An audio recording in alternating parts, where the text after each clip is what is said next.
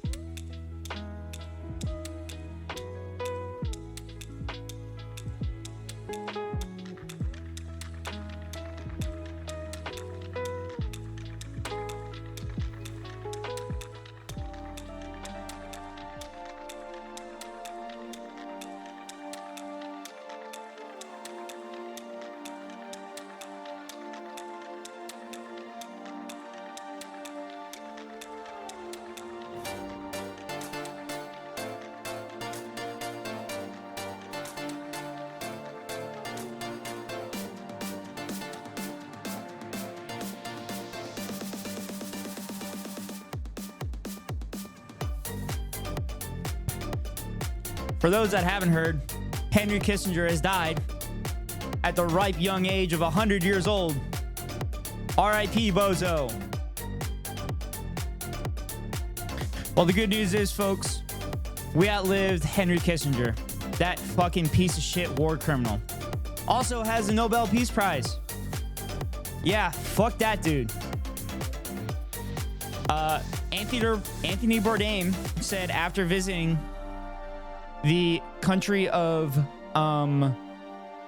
Cambodia, is after visiting that country, you'll never want to, or you'll continuously want to beat Henry Kissinger to death over and over and over again after seeing how beautiful that country is. So, if there's any justice in the world, hopefully Anthony Bourdain gets his wish and beats him over and over again to death, along with the thousands and thousands of people that Henry Kissinger's policies as Secretary of State killed.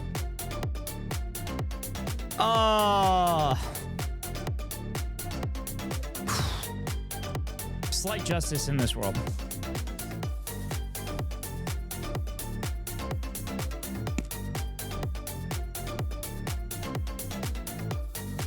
But Henry Kissinger, up to his death, was continuing to have very horrible foreign policy takes.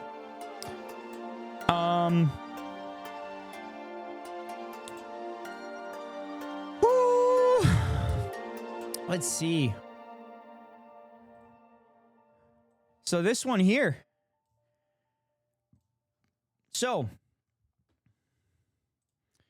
Kissinger says, God,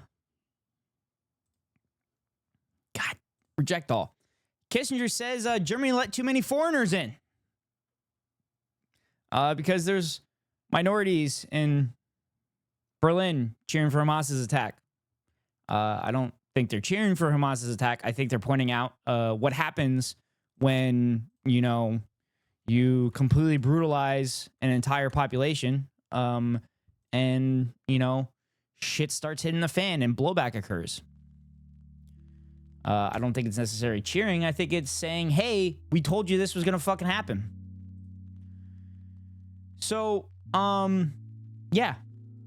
You figure the guy that fled Nazi Germany with his family would know not to fucking completely oppress a minority. He was the architect of American foreign policy during the Vietnam War. How did that go? What happened? Oh, yeah. They bombed the living shit out of North Vietnam and Cambodia and Laos. All those fucking countries that had nothing to do with anything. And the United States, once again, supported a fascist fucking regime in southern Vietnam. Oh, fuck this guy. I'm so happy that I've lived longer than this fucking dude. Because I thought for sure this guy was never going to fucking die for, you know, how evil as he was, because evil people don't fucking die. Yeah. Fuck this guy. So anyway, wanted to open the stream with some good news that a war criminal has met the Grim Reaper. Unfortunately, it was in the comfort of his bed and not under bombs of terror by the United States or Britain, because that would be justice. Unfortunately, justice doesn't really exist in this world nowadays. So, on to lighter things. After I ended stream yesterday, I watched some more Twitch, and I kind of relaxed. Fell asleep on my couch a little bit, but I wasn't mad about that. I was pretty comfy, and it was fairly warm. Yeah, and then I worked again today, and after work, I ate, and I haven't done shit, even though I have shit I need to do. Oh yeah, also last night, I put up my new lights in the background. It didn't come out perfect, but it works. It does the job. I think I could lower them. But, you know, that's so much effort. It's getting pretty much all of them. But I'm sure I'll be changing the colors throughout the stream or putting cool designs on it. I'm still fiddling around with it, trying to figure out what's going on. So today, we will continue backpack battles, and maybe if we have enough interest in the chat, we'll, you know, do some history we're not taught, and start looking at Henry Kissinger's abominable record. But with that being said, we will switch on over to backpack battles. There we go. All right. Woo! Coming off that high of that celebration. God damn. So many other war criminals still breathing and still fucking speaking about foreign policy and everything, as if we didn't learn from our previous mistakes. Anyway,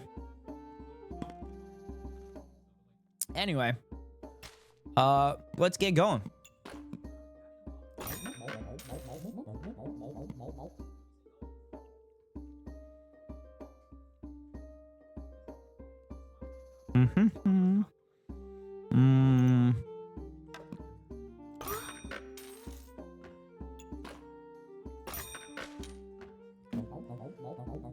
Let's put a stone in there, just like the stones of the oppressed that the United States and Israel claim are considered terrorist attacks from oppressed populations in Afghanistan and Palestine. Oh, look, we got slaughtered just like Palestinians and Iraqis and Afghans.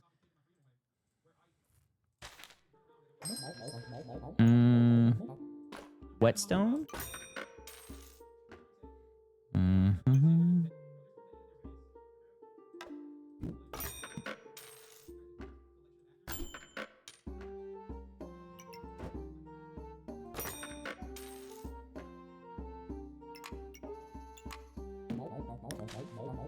All right, so we learned yesterday that spears are pretty goated. But the thing is with spears is you need to have a lot of empty spaces in front of them.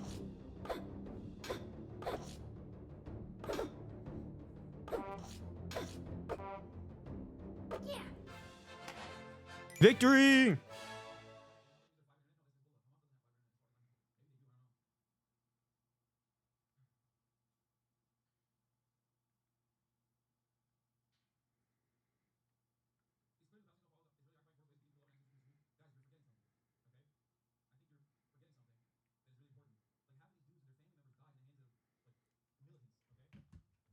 All right, that's a dub. This is the round. This is it. We got this.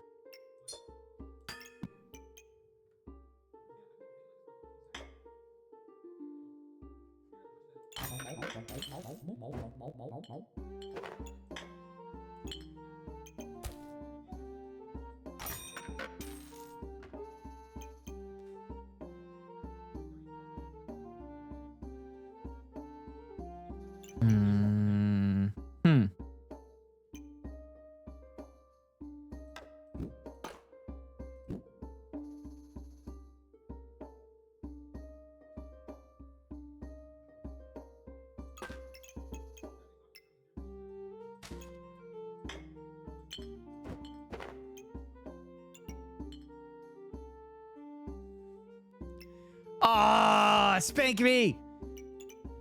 Damn it. It was fucking good. It was off the cuff. I was on point. Watch the VOD. Watch a VOD, come back, and we'll go over it again. We'll go over some Kissinger history. It's so good.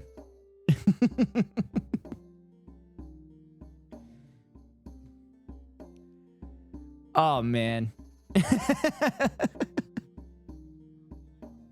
It probably crossed the line, but I don't give a shit. Fuck that guy.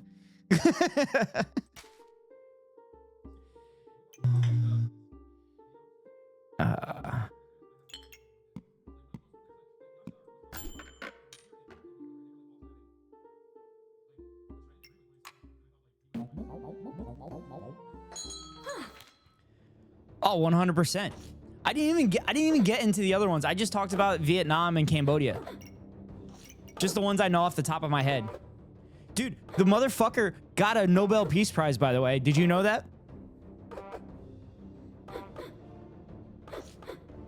(1973) for his negotiations at peace for Vietnam. Except he's literally the reason there was no fucking peace.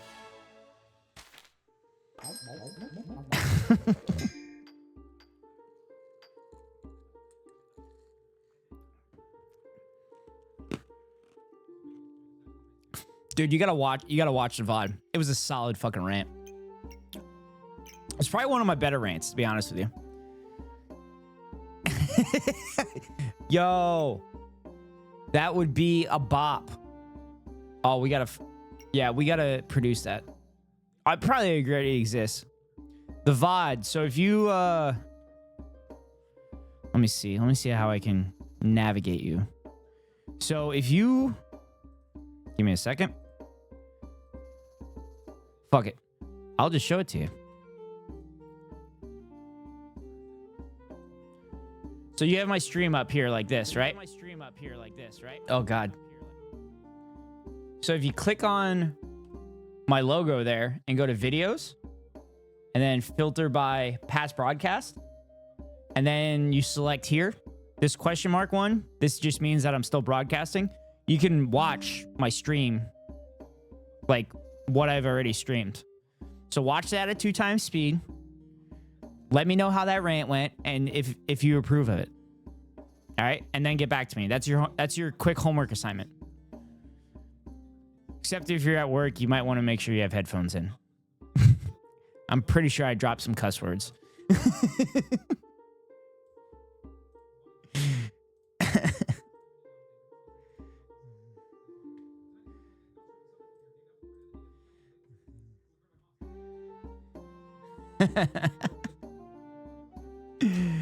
All right.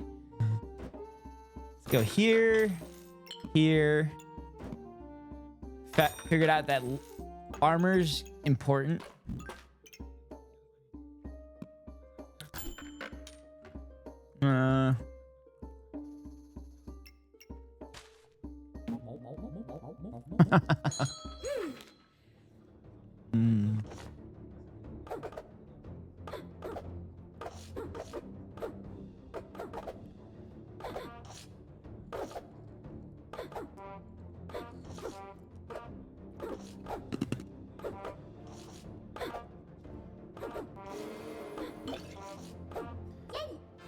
Another dubs.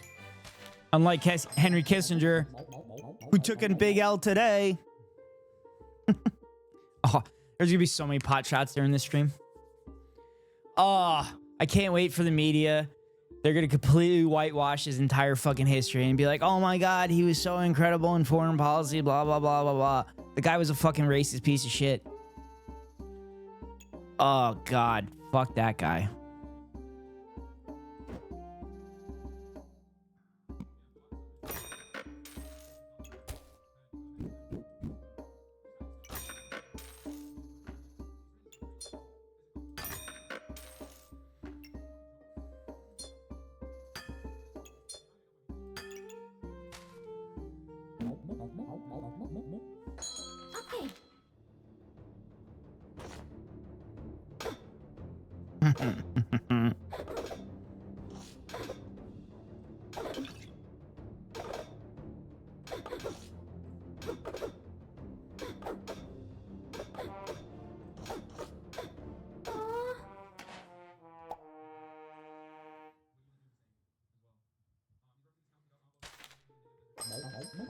Ooh, Goobert.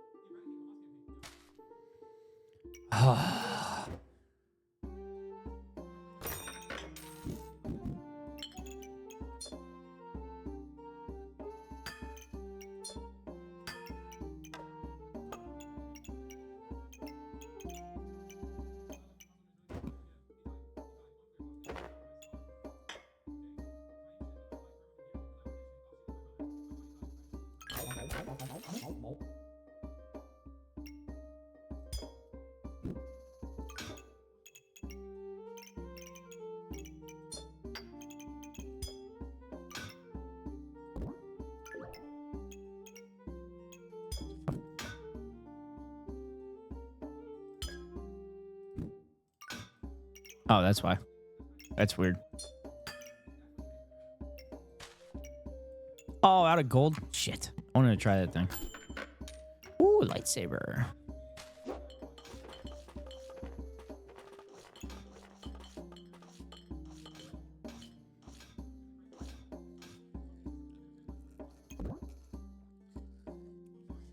Some bitch, I hit the wrong button. I hit shift instead of control, because that's how I start missions. I think this is what it looked like.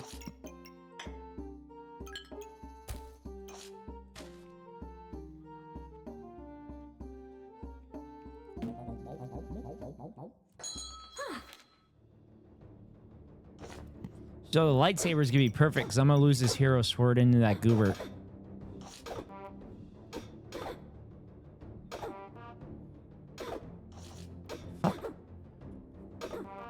God damn, I'm gonna lose this one.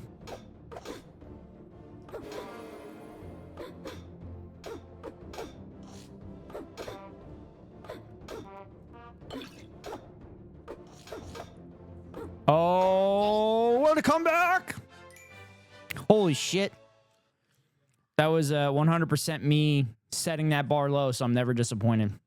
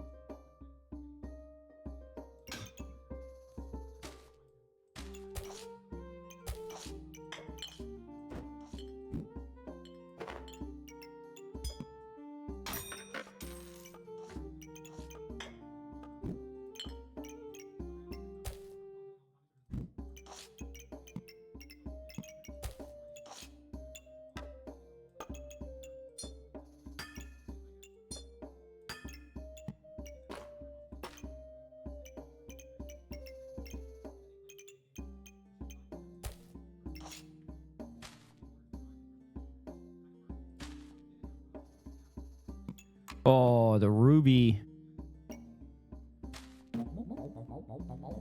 Oh, of course, the Crab Rave is excellent. That's what you do every time someone awful dies. I've adopted it. The problem is the Crab Rave is only 3 minutes long.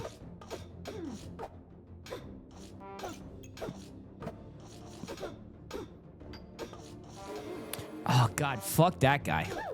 Fuck Kissinger. Fuck him and every fucking disciple he ever fucking had, including the fucking Clintons. God, what a piece of shit.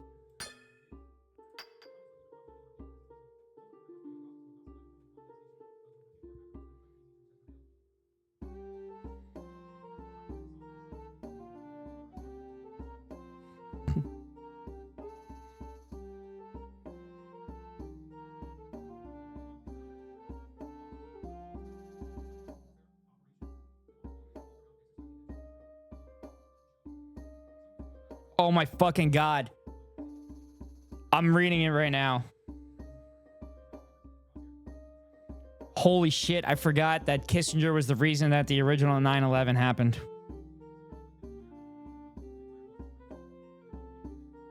Oh my God. Spank me, you know the original 9/11, right?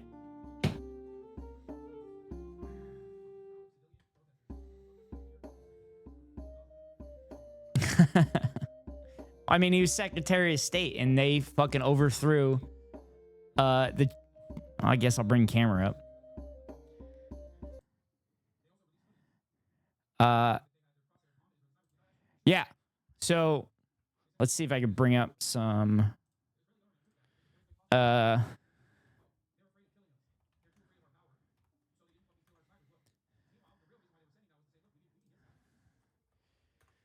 So, Kissinger... Actually, I might just go to Wikipedia because it's just going to be so much easier. So, basically, there was a Chilean election. I believe it was 1971. But a socialist candidate won in Chile. And they had some pretty fucking goated plans for the economy. They were going to literally use these new things called computers, and they were going to connect them all together using some kind of thing called a network. Some people call it the net. And they would connect them together, and based on when they were connecting them together, they could share the output numbers. And then based on those output numbers, they could figure out further down the line how many things they'd be able to make. So actually literally plan stuff out and be as efficient as possible. Shit. I don't think... here it is. Here you get. Found it. Give me a second. Give me a second. Give me a second. Hold. Hold.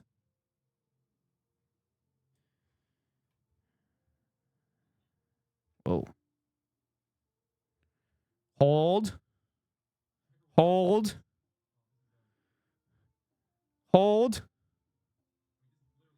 Fuck, where is it? I just oh, here it is. I got it. I got it. I got it. All right. So, Chilean Socialist Party presidential candidate Salvador Allende was elected by a plurality of 36.2% in 1970. Yes.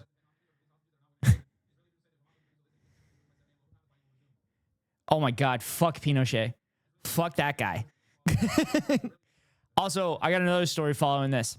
So anyway, presidential candidate Salvador Allende, elected by a plurality of 36.2% in 1970. They don't have this fucking bullshit electoral colleges or anything like that. Like literally you can be elected with just a plurality.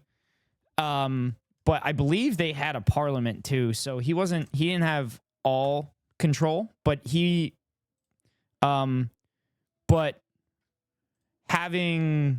being president, you could select your cabinet. So you could kind of figure out the direction that you want your country to go. So the Nixon administration, not a crook, with Kissinger's input, authorized the CIA, Central Intelligence Agency, to encourage a military coup. Oh, fuck. That would prevent Allende's inauguration. Plan was not successful. I mean, it was pretty successful. Maybe the CIA plan wasn't successful. I mean, the CIA's plans were pretty shitty. Bay of Pigs went pretty bad. They failed to kill Fidel Castro over, 500 times or something like that. So Allende died on September 11th, 1973, during the military coup launched by Army Commander-in-Chief Augusto Pinochet, who became president. 1976, Chilean opponent of the new Pinochet regime was assassinated in Washington, D.C. with a car bomb. Weird how that happens. The guy that's supported by the United States, his opposition is just murdered. Oh, shit. Kissinger had helped secure his release from prison and had chosen to cancel an official U.S. letter to Chile, warning them against carrying out any political assassinations. No way. I think that's just a public face, considering the United States does political assassinations constantly. This murder was part of Operation Condor, a covert program of political repression and assassination carried out by Southern Cone nations that Kissinger had been accused of being involved in. I don't think accused is the correct word. I think he 100% was fucking involved in. Ooh, this is a new one. September 10th, 2001, the family of Chilean General Rene Schneider filed a lawsuit against Kissinger, accusing him of collaborating in arranging for Schneider's kidnapping, which resulted in his death. Case was later dismissed, citing separation of powers, the decision to support a coup of the Chilean government to prevent Dr. Allende from coming to power, and the means by which the United States government sought to effect that goal, implicate policymakers in murky realm of foreign affairs and national security best left to the political branches. Hey, look at that. The American system working to uphold fucking imperialism. Where have we seen that before? Decades later, the CIA admitted its involvement in the kidnapping of General Schneider, but not in his murder, and subsequently paid the group responsible for his death $35,000 to keep the prior contact secret, maintain the goodwill of the group, and for humanitarian reasons. All right. So the reason that this is important is everybody that talks about banana republics and everything is the Chilean coup d'etat were literally the ones where they would throw people out of the fucking helicopters and hang them from fucking helicopters and fly them around. Yeah. That shit is pretty dark. So on top of that, Pinochet brutalized brutalized the Chilean people. It was a very brutal military dictatorship, one of the worst military dictatorships in South America at the time. And that's including fucking the Brazilian military dictatorship, which once again, the United States helped put into power. So the Chilean coup of 1973 was the original 9/11. So the reason that it was funny that Spank Me brought up Pinochet is that in 2000 and it was recent. It was the last couple years. Let me look it up real quick. There was an election. Chile voted to rewrite its constitution. And so the news, because the news is very good at upholding current system and maintaining the current power structure, decided to interview people about it. And one of the people they interviewed about it, had a very familiar name. Let's see. It was 2020. Let me see if I can find it. So 2020, they voted to rewrite their constitution.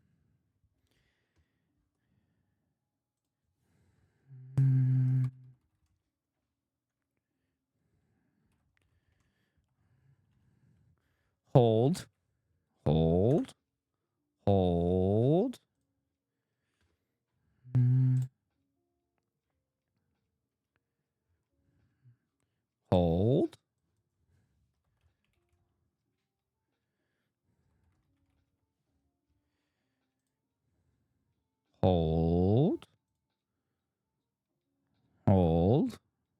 Oh my God, why can't I find this interview?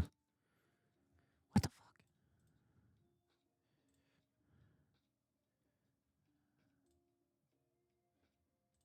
All right, I got it. So, so the BBC, this is on the BBC now, they decided to interview everyday Chilean voters whether the Chileans really want a socialist leader they just fucking elected. Like, they just fucking elected the guy. Of course they want him if they just fucking elected the guy. So anyway, they decided to, interview just regular Chilean voters and see what they say. So with that being said, here's the Twitter post. Notice this last name here. Does that last name look familiar? Does it look the same as this last name? The brutal dictator that took over Chile in a coup d'etat sponsored by the United States government. Well, they are related. Just the average Chilean voter. The guy that's fucking related to the military dictator that ruled with a fucking iron fist for decades. Yeah. Actually, no, it's 15 years. 15 years he ruled with an iron fist. Yeah. Just a normal average Chilean voter. Weird how that happens. But we would not have this hilarity without the awful policies that Henry Kissinger has, enacted on Americans' behalf for 2 presidencies with Richard Nixon and Gerald Ford. Thanks, Kissinger. Rest in fucking piss, bozo. Fucking piece of shit. Anyway, back to gaming.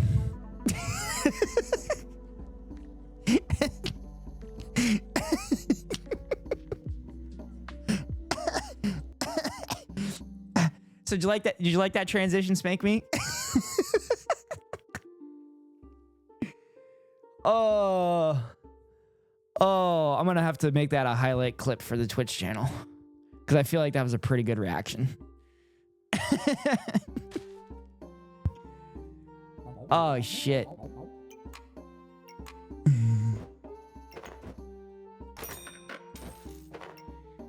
See, this is why we need more chatters in here. Because, like, I'm very good at this shit. I'm very good at this off-the-cuff stuff and reacting to stuff. I mean, I think I gave him too much respect. I literally saluted the dude.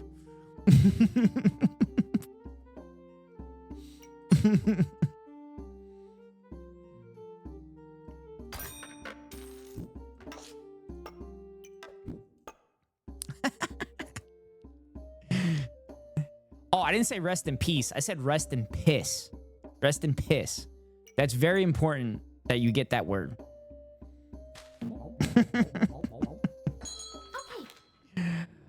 Oh my God, fuck that guy. But it did create the hilarity of, you know, the average Chilean voter speaking out against the socialist president that the country just voted for, that happened to be related to literally the fucking military dictator that ruled with an iron fist for a long time. Oh, fuck. You just can't make this shit up. It's hilarious. All right, how do I want to do this? I want to put that there. I want to go here. I want to go spear. Right here. And then we're going to go lightsaber. Goober. Nana.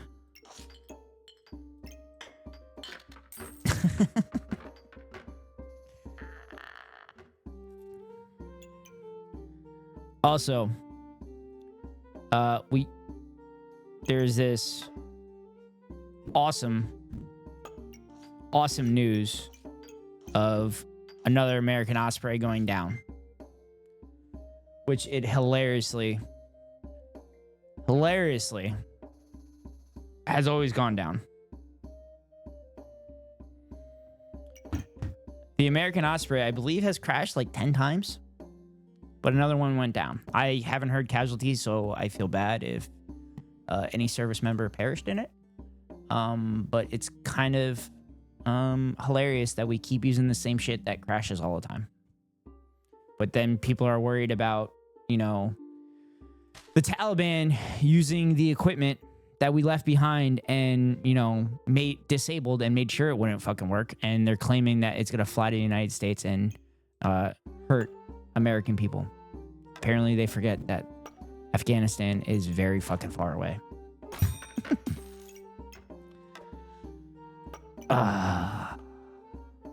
The American you read my mind. I was literally about to say the American education system is honestly the worst education in the world. I'm a dumbass. I'm a product of the American education system. I'm stupid as fuck. I'd say I'm a himbo, but I'm not good looking enough to be a himbo.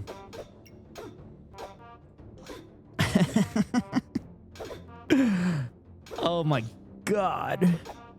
Yeah, I mean, one of the highlights I made from that React stream that I had with you guys was our generation is literally the most educated generation that has ever existed in the world. Probably somewhere around those lines. And our generation is just completely fucked. Nothing we want gets done at all, ever. Nothing we want to get done ever gets done.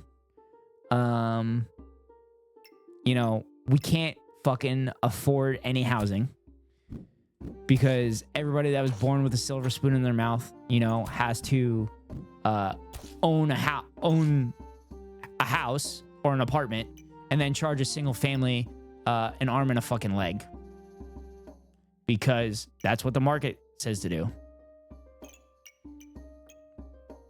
What is this? Ooh, this looks good. I'll go with that. Ooh, actually, I should put that on the spear. God. so crazy. Oh man, I wasn't feeling like streaming today. And then like we're getting close to 6 o'clock. And I'm like, I might as well stream, you know, worst case scenario, I cut it off at 2 hours like I've done the last couple days, and then I can relax, i.e. do the shit that I wanted to get done this afternoon, like clean the dishes and do my laundry. And then Kissinger's death came down, and I had a robust amount of energy throw through my body.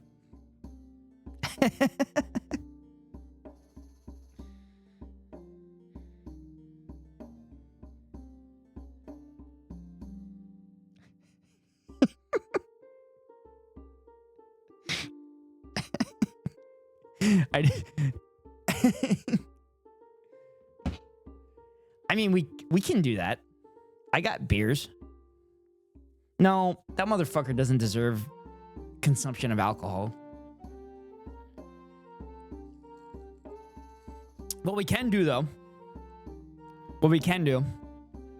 is we could toast to the place that we used to live, particularly a shack of the Gabby variety, where we used to watch sunsets up on that other island, because it no longer exists, unfortunately. I don't know any details about it. I'm assuming it was an electrical fire or something like that. I haven't seen pictures yet, too, which kind of sucks. But yeah, it's pretty crazy when I saw that kind of pass over. I don't know. I haven't seen anything at all. I doubt they're going to release any information. It'll probably be passed around the island, and maybe I'll ask some of my sources on that area and see what actually happened. I mean, knowing the history of that area, a lot of dumb shit happens when young people that have a profession where they spray water on hot things and they do stupid shit. But that's speculation. That's purely speculation. I can't imagine that might be the case. Yeah. God damn. I can't get the smile off my face. I can't get the smile off my face that that fucking piece of shit is dead.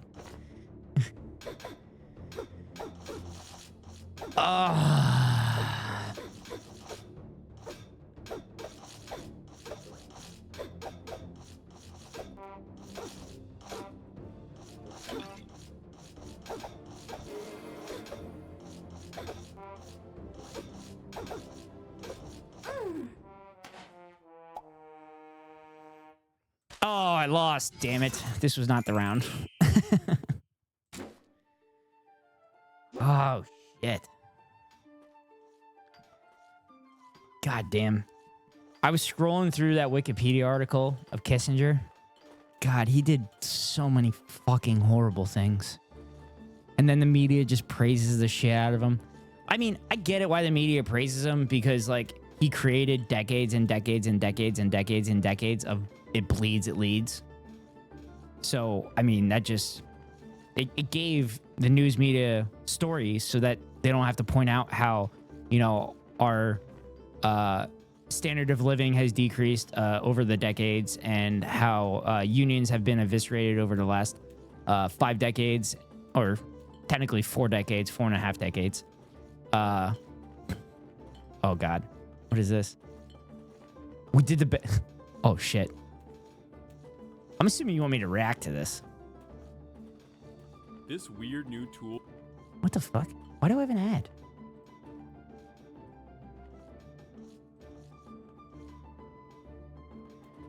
Looking back over nearly 50 years. All right, we're doing live reacts.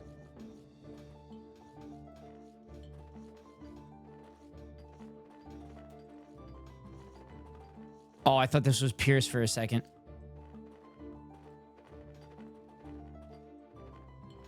We're doing reacts. It's happening.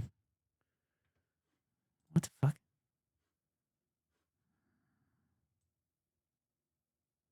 Live reacts. Here we go. All right. I have to fucking change some things.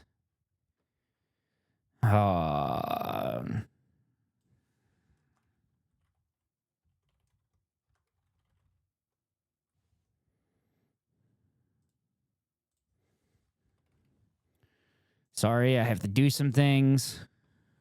There we go. All right. Here we go. Live reacts. I wondered, what is the thing that happened during that period that you most wish you'd done differently? It's a question that is often asked. Oh my God. How did this dude get to a fucking 100? He looks like a fucking troll. Like, he literally looks like the troll that you see under the bridge in all the fairy tales. Fuck this guy. Oh my God. What year did this come out? This was 5 months ago? Oh, fuck him. And I wish I had taught myself an eloquent answer. I honestly believe we did the best we could. What? What? Let me get my reaction to that very quickly. Give me a second.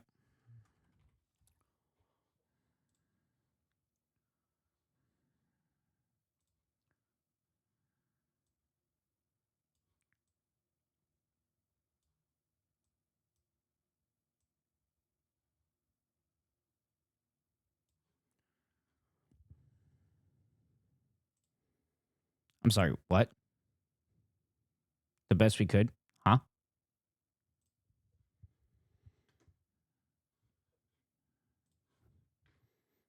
Inherited a war in which 550,000 Americans, no, 500,000 were in place, and 50,000 more had already been ordered to go.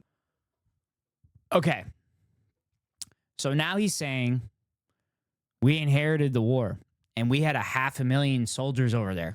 We just had to fucking commit war crimes on the Vietnamese. We just had to do it. We had to kill women and children.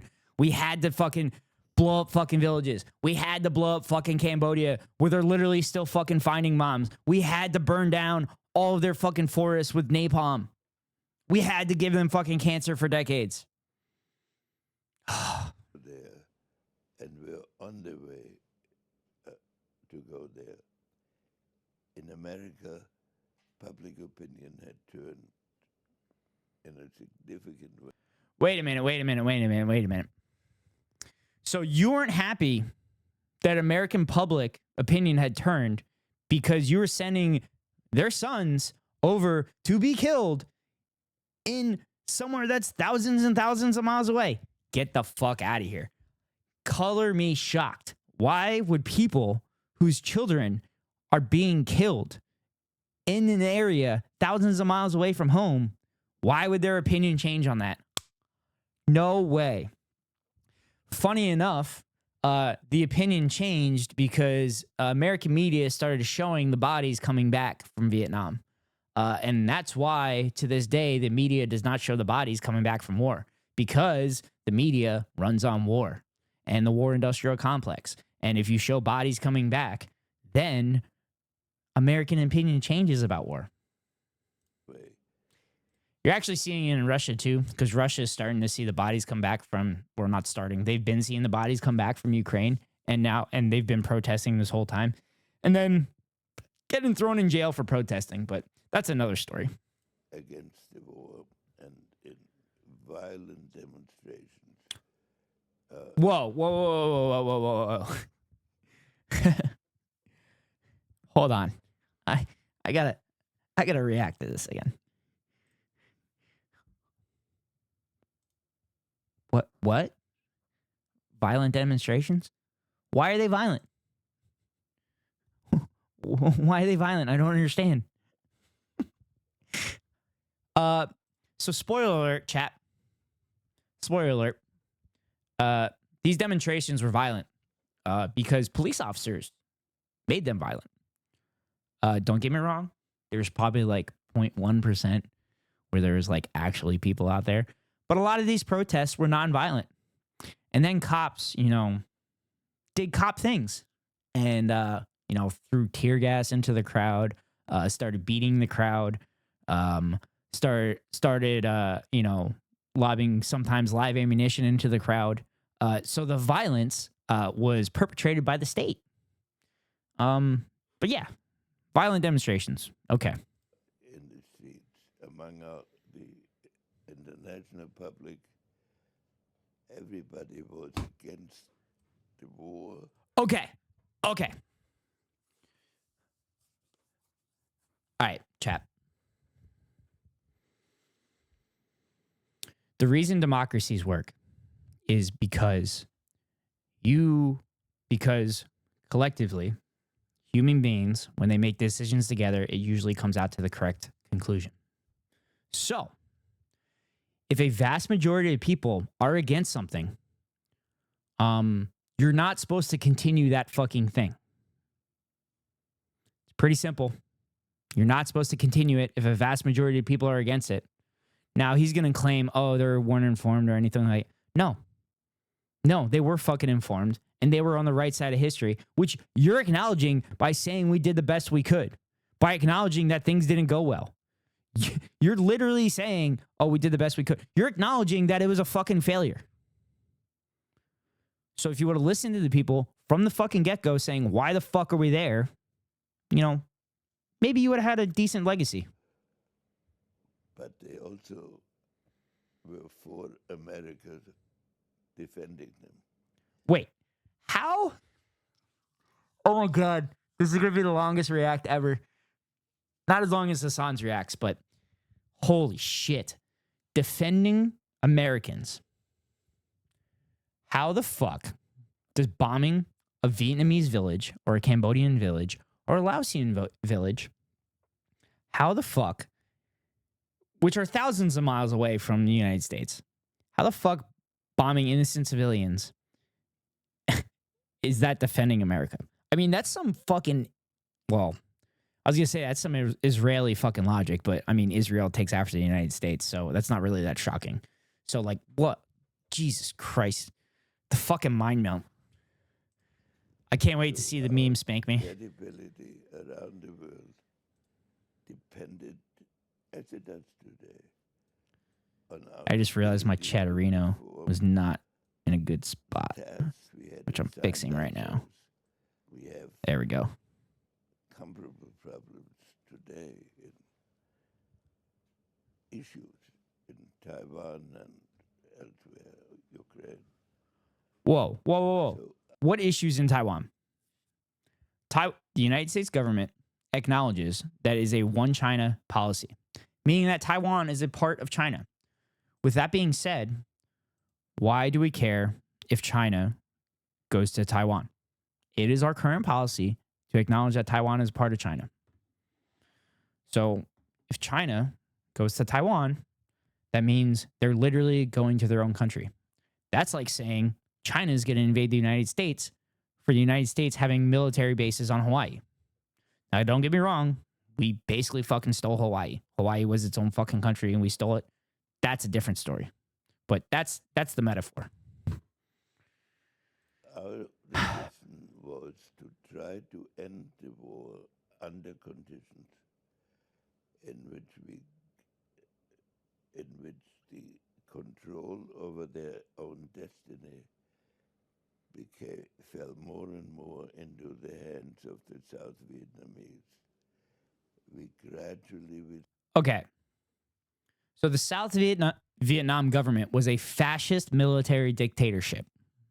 So saying that it was under the South Vietnamese own destiny is fucking insane. Because the people of South Vietnam had no control over their fucking government because it was a fucking military dictatorship. Oh, it's so fucked.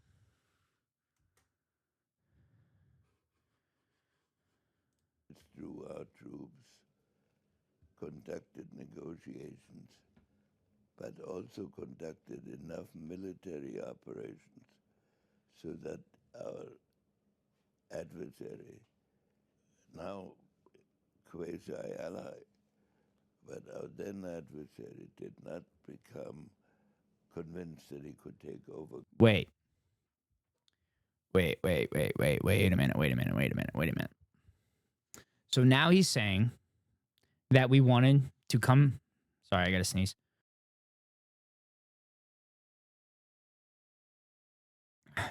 So now Kissinger is saying, oh, we wanted a peace deal, but we wanted to make sure that we were, friendly with the people that we were fucking eradicating and killing civilians and all this shit.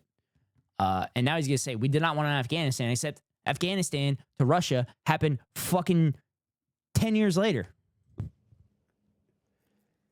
We did not want what later was an Afghanistan-style withdrawal, which was for 25.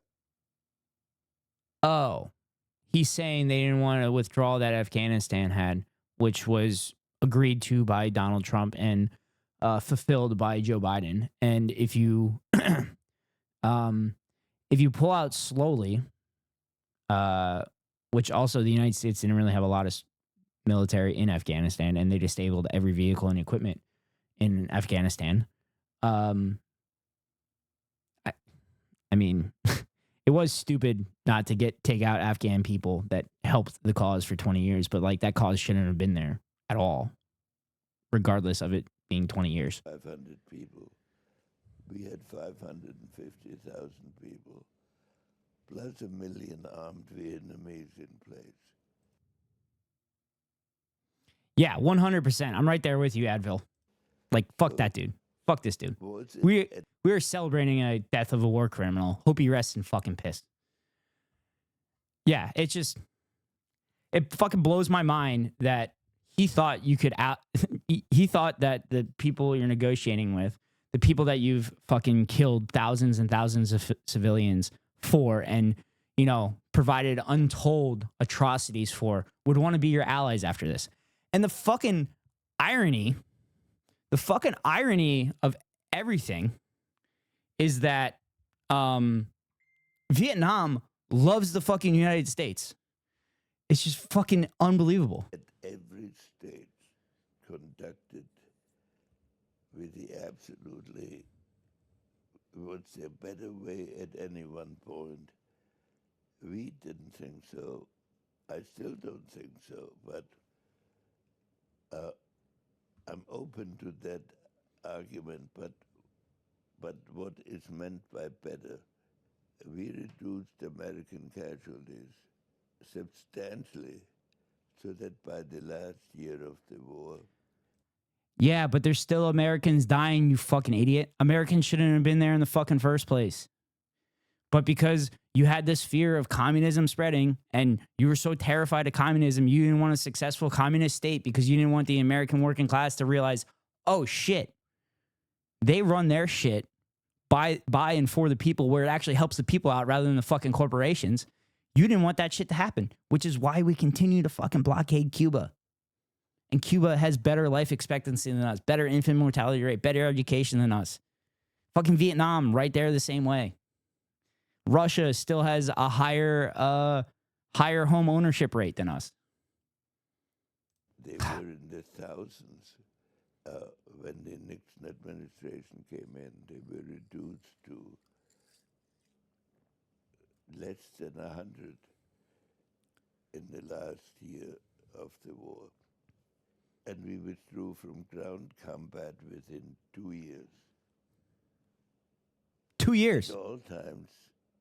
2 years. Maintaining a negotiation.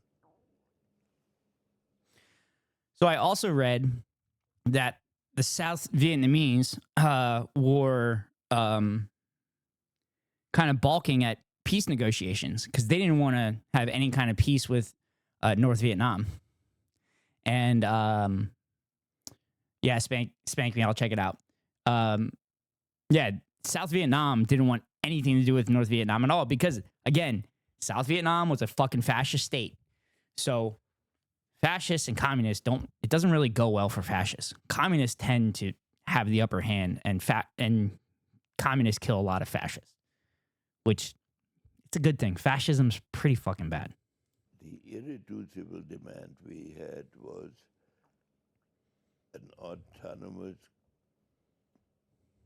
democratic government in South Vietnam. That was not granted until the last. Oh, he's saying it. He's saying the thing that I've been saying this whole time, is that South Vietnam was a fucking fascist dictatorship. So he's saying, he's like, oh, we want to make sure that South Vietnam is democratic. Oh my God. Fuck this guy. Oh, you fucking sided with the fucking fascist. Oh, of course they don't want to fucking lose power. This is why they were the last 3 months of the war. At that point, we settled. But then the next question became, could we maintain the settlement? We believed that we could maintain the settlement as we did in South Korea. So I also, I don't think they're lying. I think they genuinely believe this thing. I think they sniff their own farts and genuinely believe this shit. Advil Plus. I just realized your name, and that's kind of a hilarious Twitch name. But anyway, I think they actually sniff their own fucking farts and enjoy the smell of their own fucking farts and actually believe this shit. Now, at the time when this shit was happening, I'm sure they had a bunch of business people, you know, barking in their ears saying like, hey, if we let communist society, you know, kind of take over any state and it's shown as successful, then the United States, it's going to happen here. The socialist revolution is going to happen here. It's never going to happen here. We have too many fucking individuals, unfortunately. And I mean, we don't have enough union membership either. Chile, who I talked about earlier about the original 9/11, which Kissinger had a hand in overthrowing a duly elected socialist president at 36% of the vote, who was literally going to make an effective planned economy that would prosper all the working class within Chile. When they overthrew that government in 73 and the original 9/11, Pinochet took over, created a military dictatorship that brutalized people for the 15 years that he was there. Absolutely brutalized people for the 15 years that I was there, because the American government and the UK and literally all the other Western countries didn't want that shit to succeed, because then the American people would be like, wait a minute. If it works there, why doesn't it work here? It's the same policies over and over and over and over again. Korea against all but an all-out invasion from the north, at which point alliance issues would have arisen. But we believed against foreseeable infiltration. Yeah, I mean, Hitler did believe he was good, autonomy as well as all the other Nazis that followed him. of the government, and we could maintain. Oh, one thing to point out as a side note is Hitler came to power with 38% popularity within the country. And that's how Hitler came to power. And then his brown shirt thugs brutalized socialist communists, the people that were speaking out against Hitler, threw them in the concentration camps first, and then slowly and surely increased the screws and started throwing Jewish people into those concentration camps. Just wanted to point that out. It against even significant attacks. But Another fun fact. After the war, after World War II, the NATO allies wanted to prevent the spread of communism. So who's the best people to fight communism in that period of time?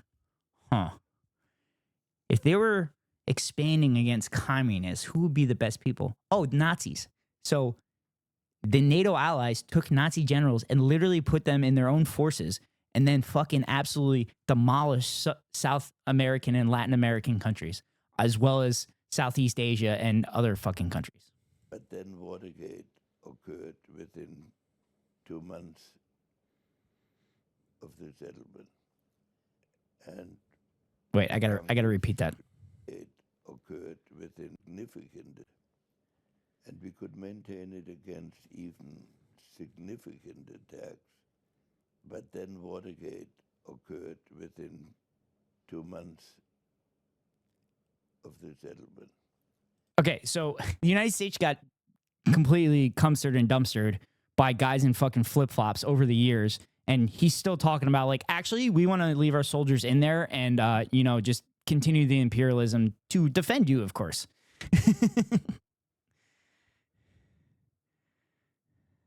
Yep, That's 100% true. Story goes that Nazi generals were visiting American restaurants while black Americans weren't allowed in. Yep. 100% true. Same shit happened after World War I as well.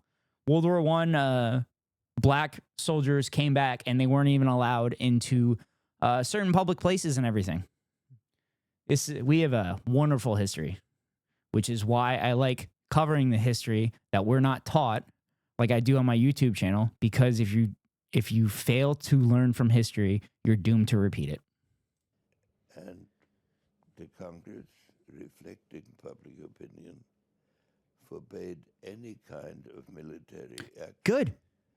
in, over, and near Good. Vietnam.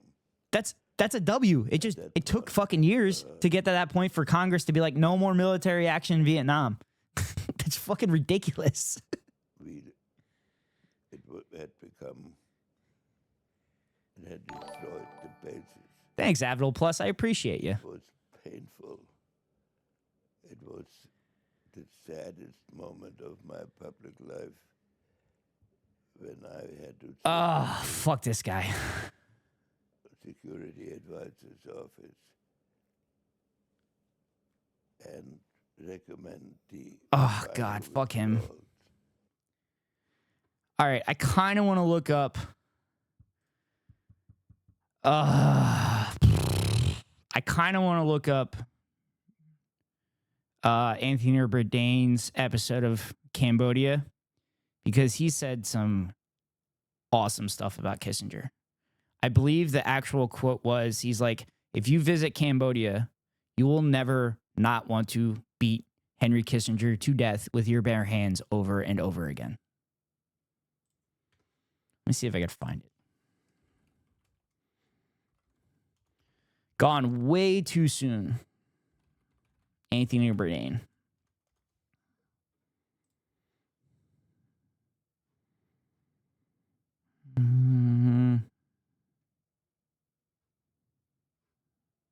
Oh shit. Oh no, I don't think it's on. I don't think his quote's on video. I think it was just a quote from an article.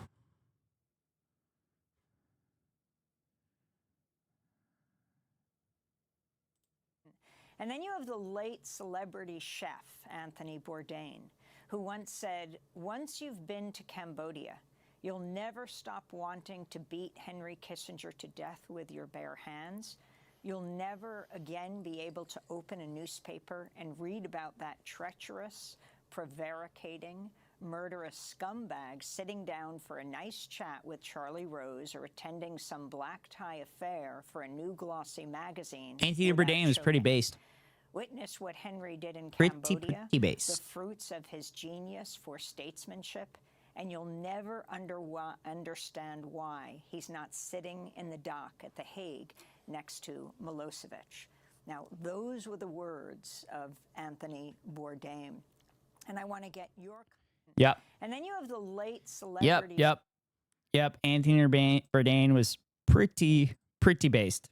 It's pretty awesome. Oh. Let me see if I could find a video on the original 9/11 that I mentioned earlier.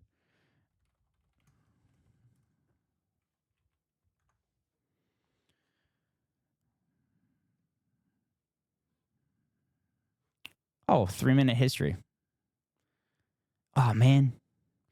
There was a podcast I listened to talking about the Chilean coup d'etat and talking about what the person actually, what that socialist president wanted to accomplish. And it was so fucking cool. This might be pretty liberal history, but we'll see. We'll see how good this is. In the 1960s, Chile was a democratic nation despite many of their neighbors being under dictatorships in the mid-20th century. But the Americans became heavily involved in politics in Latin America since the Cuban Revolution. No way. No, I couldn't picture it. And through projects like the Alliance for Progress, millions of dollars were sent out to their allies, like Betancourt in Venezuela. Plus, the CIA also helped start coups in countries like Bolivia and Brazil. And in Chile, in 1964, they sent money to help Montalva win an election against Salvador Allende, a socialist. However, in Chile, no presidents can serve 2 terms, so in 1970, Montalva was forced to step down. His party, the Christian Democratic Party, was taken over by Radomiro Tomic. Wait a minute. I didn't realize the opposition party against the socialists was known as the Christian Democratic Party. That's crazy. That's crazy. He, however, came in third during the election, losing to former presidents George Alessandri and Salvador Allende. But no candidate won an outright majority, so the National Congress had to pick a leader. The CIA tried to get the National Congress to select George Alessandri, only to have him later resign and bring Montalva into power once again. But the National Congress chose Allende, and he began to implement many socialist reforms. These helped bolster his popularity, but the Americans withdrew.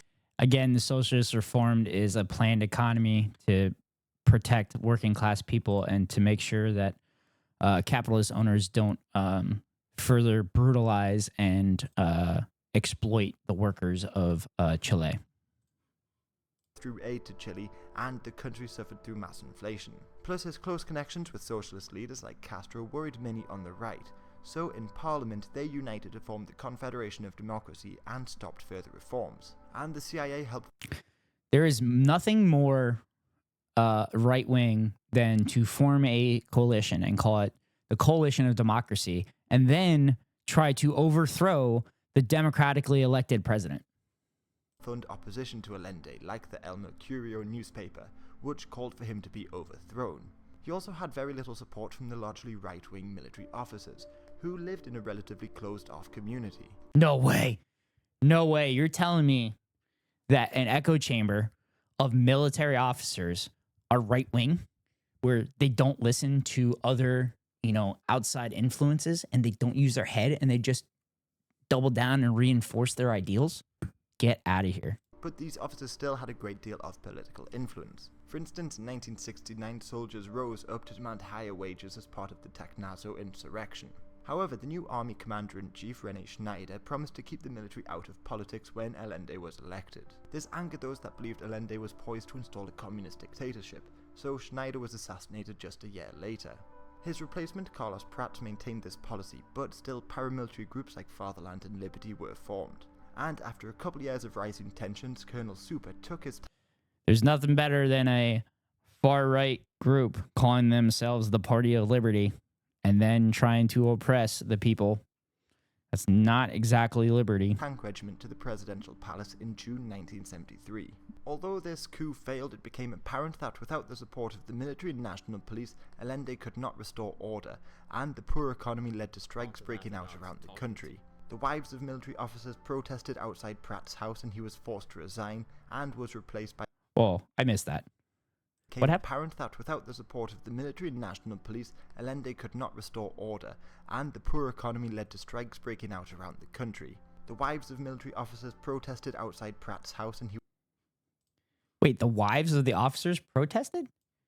I want to make sure I'm hearing this correctly. ...restore order, and the poor economy led to strikes breaking out around the country. The wives of military officers protested outside Pratt's house, and he was forced to resign and was replaced by Augustus Pinochet. Then the members of the Confederacy of Democracy voted to ask if ministers and military could put an end to Allende's alleged unconstitutional practices. Allende responded by saying that he had acted constitutionally, said the vote was sowing disorder, and in early September promised to hold a referendum on his policies, fearing that the country would become...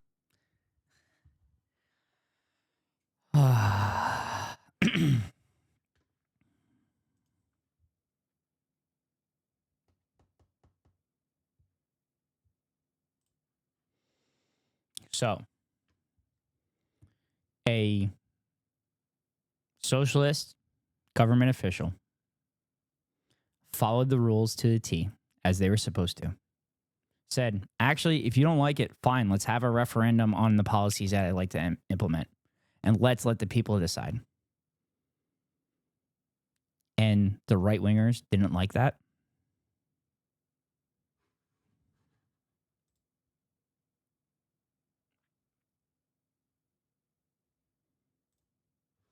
No way. Become even more left-wing, the head of the Navy, Jose Toribio Merino, got support from the newly appointed heads of the Air Force, Gustavo Lee, and Police Force, Cesar Mendoza. And then, with Augustus Pinochet, they launched a coup early in the morning of September 11th. Commandos blockaded the port of... The original September 11th. Didn't even let it get to that referendum because they knew they'd fucking lose, because they knew the people were behind Allende, because they voted for Allende. They voted for him. Valparaiso while the Army and Air Force took out radio and TV stations. Allende retreated to the presidential palace with members of the military that remained loyal, but now he had very little communication with the rest of the country. By 9 a.m. the military This is because it's 1973, so it's kind of hard to communicate with the rest of the country at the time. declared that they had taken over most of the country and called for Allende to resign. He, however, refused to resign and also refused offers to escape the capital to lead a counter-coup later on. Instead, he waited within the presidential palace as fighting in the capital continued for... Dude, that is fucking balls of steel. To be an elected official, that you were elected to lead the people and to stick around and, you know, I mean, this is Zelensky-like, but I mean, Zelensky never actually faced any potential assassinations or anything. They could say all they wanted, that they wanted to assassinate him. But like, you're literally getting overthrown by the military and you're going to stand your ground and hold fast for your people. That's pretty incredible. For a few hours, and the palace was bombed. It is believed he committed suicide within the palace just before it was captured by the military. With Allende gone, Pinochet, Merino, Mendoza and Lee initially shared power as part of a military government, and suspended the constitution in Congress and... No way! A right-wing led government goes to and suspends the fucking constitution and suspends all your rights? Get the fuck out of here. and banned opposing political parties. Pinochet, as head of the army, was made head of this junta, and eventually consolidated power and made himself president. Again, no way a right-wing person consolidated power and maintained power and then declared themselves the leader of the country. No fucking way. It's not like this happens repeatedly throughout history or anything. And he would go on to arrest tens of thousands of political enemies, many of which were infamously held in the National Stadium. And Remember how I was saying earlier about the Nazis, you know, grabbing socialists and communists and throwing them in the concentration camps as they came to power? Yeah, that's what Pinochet did as well. He threw political opposition and killed most of them. And like I said earlier, this is where the throwing bodies out of helicopters thing came from. and killed many political opponents. The American role in the coup is disputed, but it is said that they helped fan the flames beforehand. What? It's not fucking disputed. They literally fucking did it. I'm pretty sure. Oh, this was released 5 years ago. That might have been before they released the classified documents on it.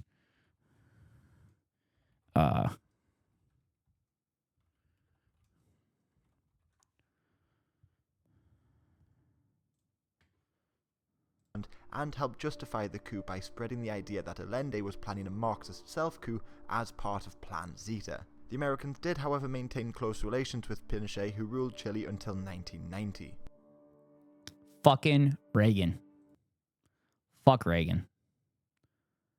Oh, fuck that dude. That dude is like... That dude continued Kissinger's fucking policies. Both of them are RIP bozos. Apparently, Reagan's wife was incredible at giving blowjobs in Hollywood, which props to her. Like, I'm a sex-positive person. She wants to give blowjobs, she can give all the blowjobs she wants. If she enjoys giving blowjobs, she can give them. But it's just funny how the hyper-Christian leader of, you know, the right just happened to, you know, like going down on people. But again, I'm sex-positive. I hate hypocrites. Huh. All right, well, I grabbed this other one. This is from the podcast, The Deprogram. And I believe this is the podcast I listened to talking about Allende's plans for Chile once he was elected. To a old and tired reformist. Well, that's if you can even find them. The ones who were true to their word and actually did want socialism, but just wanted through quote-unquote peaceful and quote-unquote electoral means, are mostly dead, right? And the other ones are ones who sold out and became reformists for the capitalist class, and basically... Actually, give me a second. I will be right back. I'm going to go refill my drink.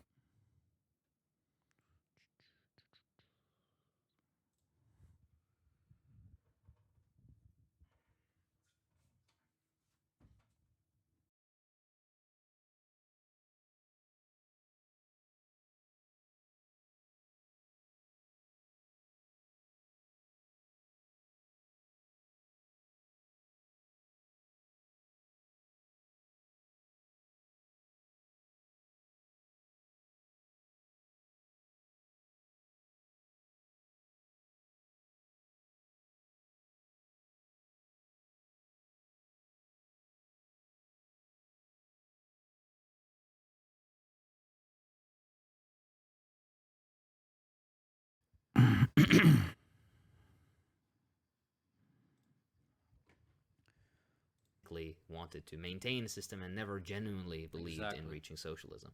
So, yeah. The ones who meant it are all dead. The ones who didn't, well, they're, sitting along with the... They may have smaller yachts, but... Give it. Sorry, go on. Give an example for the Yes. audience, for people who might not All right. know. Like So this is weird for me because I listen to these guys at 2 times speed. So when I listen to them at a normal speed, they sound drunk. But that's just me, and I'm kind of a psychopath for listening to things at 2 times speed. Sorry, just putting this in my pocket for later in case I gotta walk away. I'll Lande give or my somebody favorite. just I'll give really my quick. favorite example because it's an example that's close to my heart. If people are unaware, in the early 70s there was a man named Salvador Allende, or Allende. with Here it double is. L's with a Y, but I'm not Spanish, so forgive me for the misspelling. I'll be saying Allende. So I should mention to you guys that the D program is run by Second Thought, Hakeem, and Ugopnik. They put out a podcast once a week, and I believe they also do a 2 to 3 times a week news junket called First Thought. So I highly recommend following these guys. The D program is an incredible podcast, and I have learned a shit ton from those boys. Actually expanded my history knowledge on things, particularly with this Chilean coup d'etat that we've been talking about so far most of the stream. Allende was a doctor. He was a physician, just like I am, and he was a committed Marxist. But for whatever reason, he was not convinced of the violent means necessary to maintain power.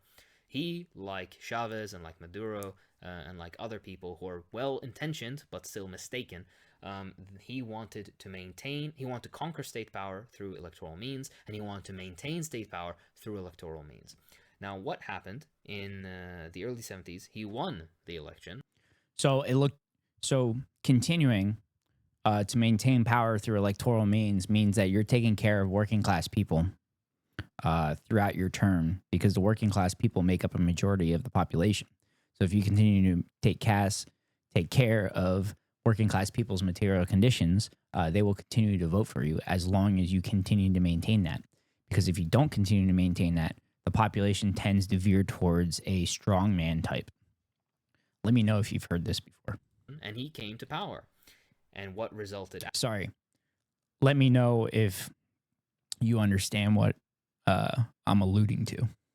Afterwards was the greatest reaction of the capitalist class against Chile and against Allende, to the tune of that even Henry Kissinger said the future of Chile is too important to is too important for the Chilean people to decide.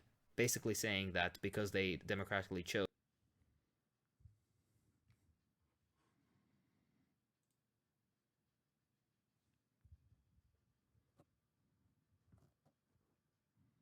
I said it in the last Kissinger video. He didn't like that they democratically elected a socialist president. Chose a communist, they made the wrong choice. America's candidate was not electable, and hence the current candidate that stands against American interests and capitalist interests needs to be destroyed. And that's exactly what happened. After building a very impressive economic foundation through nationalizations and very interesting cybernetic planning of the economy, etc., basically we were at the cusp of a very interesting development within socialist organization. What happened was the capitalist class at first tried to defame him, and when the people stood by his side, then they basically bribed people. For example, if you're unaware, Chile is a very long country, and trucks are required to bring everything, like to transport all the stuff. No way. You're telling me that right-wing ideas couldn't win popular votes, so they had to pay people to help them? Get out of here. No fucking way. and the truck union was basically entirely bribed. They dumped the CIA and the Chilean bourgeoisie dumped immense amounts of money into that truck drivers union to basically tell them stop working, strike, so that the country basically grinds to a halt. And because of the very intelligent planning of the this is that strike that last video talked about, where the military wives were protesting outside of that general's place. Chilean socialists, they had a system in place called Cybersyn, which you should read about. It's very interesting, which kind of mitigated that. And then they realized, fuck, this isn't enough to displace Allende. So what did they do next? They called in the military. They picked a guy named Pinochet, a fascist, who basically attacked the presidential palace, laid siege to the capital, conquered it, killed Allende, and took power. And then for the next several years, there was a fascist dictatorship in Chile, which was known for murdering tens of thousands of people, known for having a system of quote-unquote free market capitalism being run, that basically devastated the country, caused infant mortality,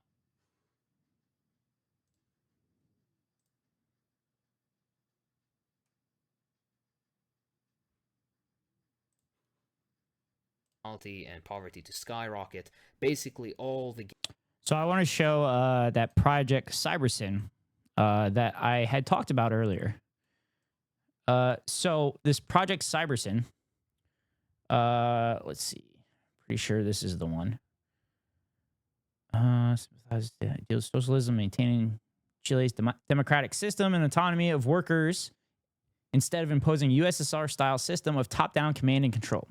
Beer was also reported... Stafford Beer was the British consultant.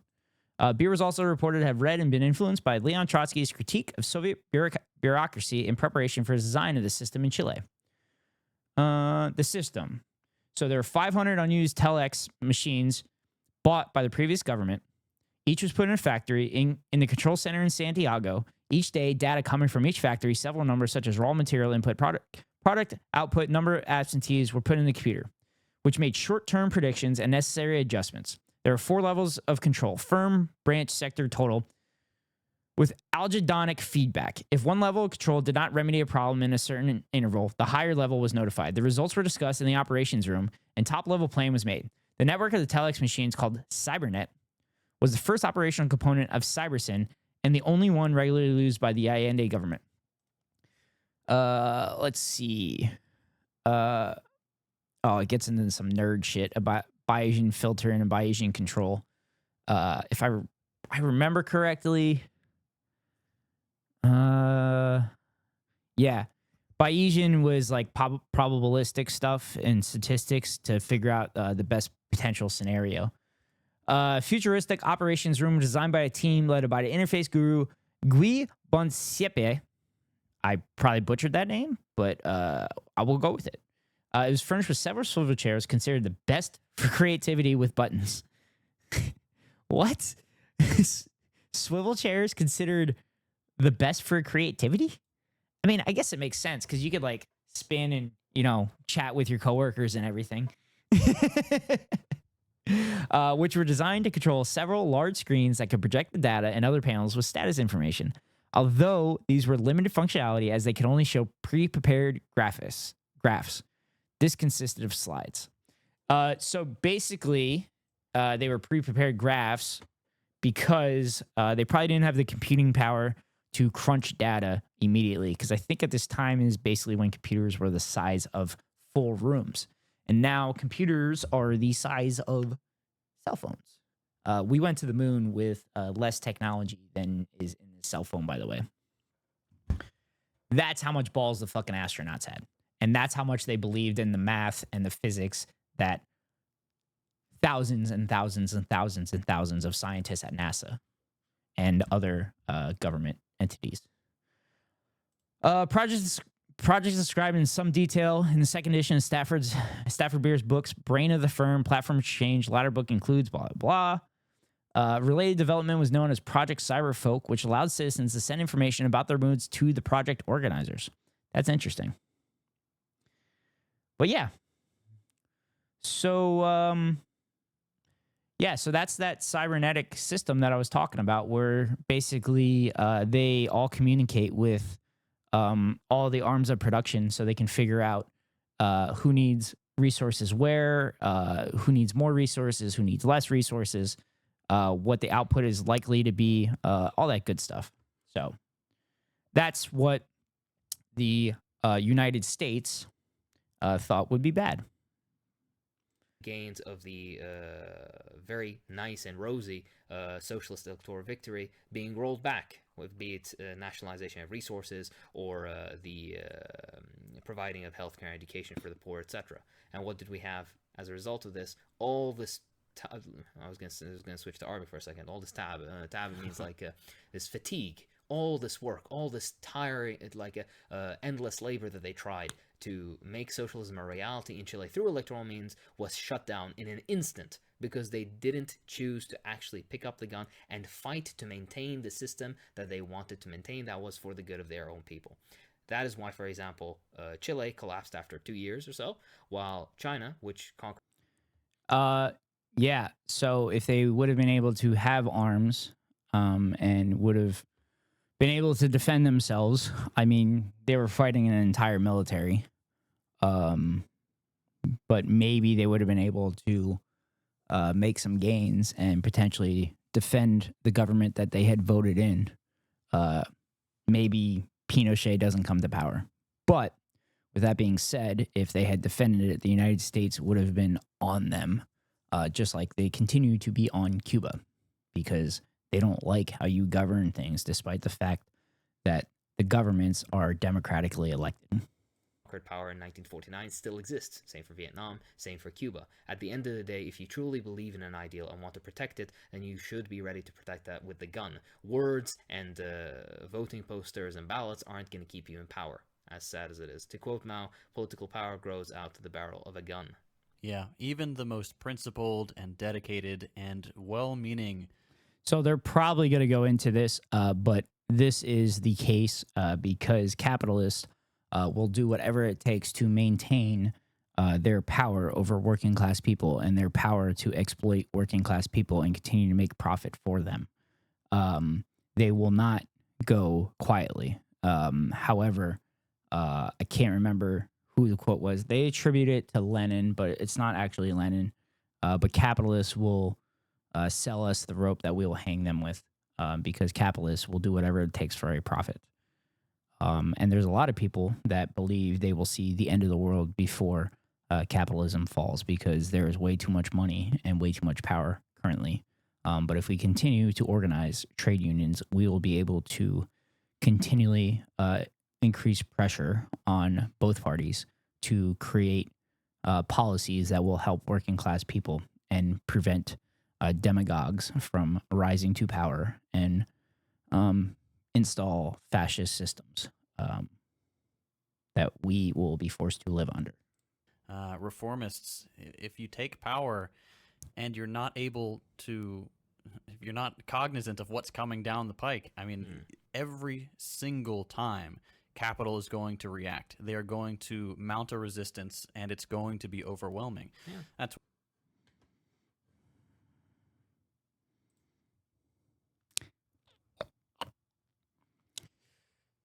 I know I've heard this podcast before, but you kind of, over time, I learned through history that history continues to repeat itself as long as conditions continue to remain abhorrent. So, yeah.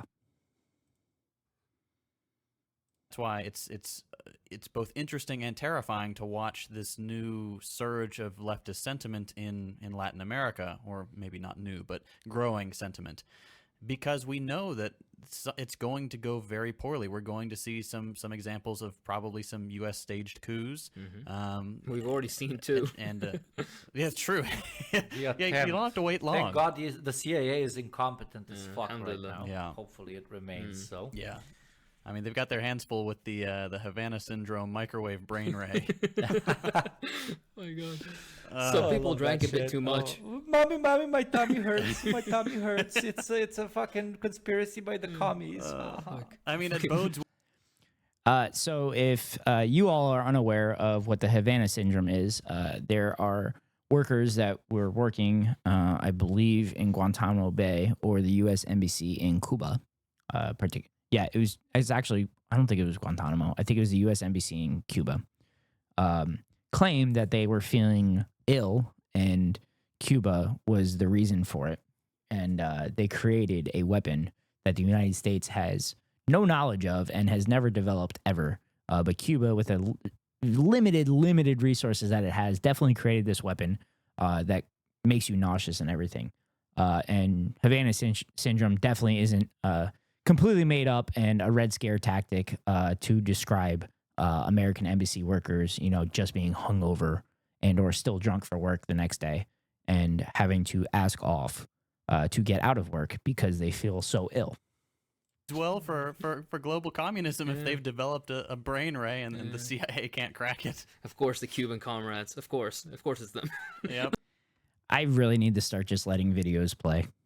I was gonna say some fucking James Bond ass fucking like mystery weapon. What is this shit? It's like a Batman fucking cartoon. Thousands of American soldiers get shot with real bullets. Sorry, we cannot pay for this. Yeah. A bunch of CIA guys say, "Oh my God, I drank too much. My tummy hurts." Here you go, $100,000. Yeah. It was immediate too. I mean, immediately they got that healthcare bill through the Senate. It was awful. Yeah, it stood on Biden's desk for less than an hour. Yeah. Yeah, beautiful. Insane. Like I wonder which interests he serves. I was just gonna add, about the point that you mentioned, which is this, about if you're a reformist and you're well-meaning and they're just gonna fight you tooth and nail and then eventually kill you. Look what they did to Bernie. Look what they did to Corbyn. Yeah. They were both well-meaning, but at the end of the day, they were like left liberals. Nothing that they wanted to do was explicitly, socialist or Marxist. It was very benign reform. And look And they buried both of them, how they had claiming that they were anti-Semitic just because they believed in liberation of Palestinian people. Notice I didn't say Hamas. I said Palestinian people because they just want Palestinian people to have equal rights as Israelis and not be living in an open-air prison and to be constantly brutalized and the violence continuing to escalate on the people that are just trying to live their lives and be happy. Ultimately, actually, I don't know where I was going with that thought. So, character assassination, how they had to be protected because people directly wanted to attack them. Corbyn had this bullshit anti-Semitism claim thrown on him. Bernie was basically smeared into the earth, right, and not given any talking time on most mainstream. I've pre-listened to this. I swear to God, I don't remember the exact lines of this podcast, but it looks like I do because I'm literally stopping the video saying exactly what they're about to say. I apologize. Media, etc. It's fucking nonsense. And I think the people who generally believe this, either, I say this a lot in my videos, but you're either blind or you're stupid if you believe this.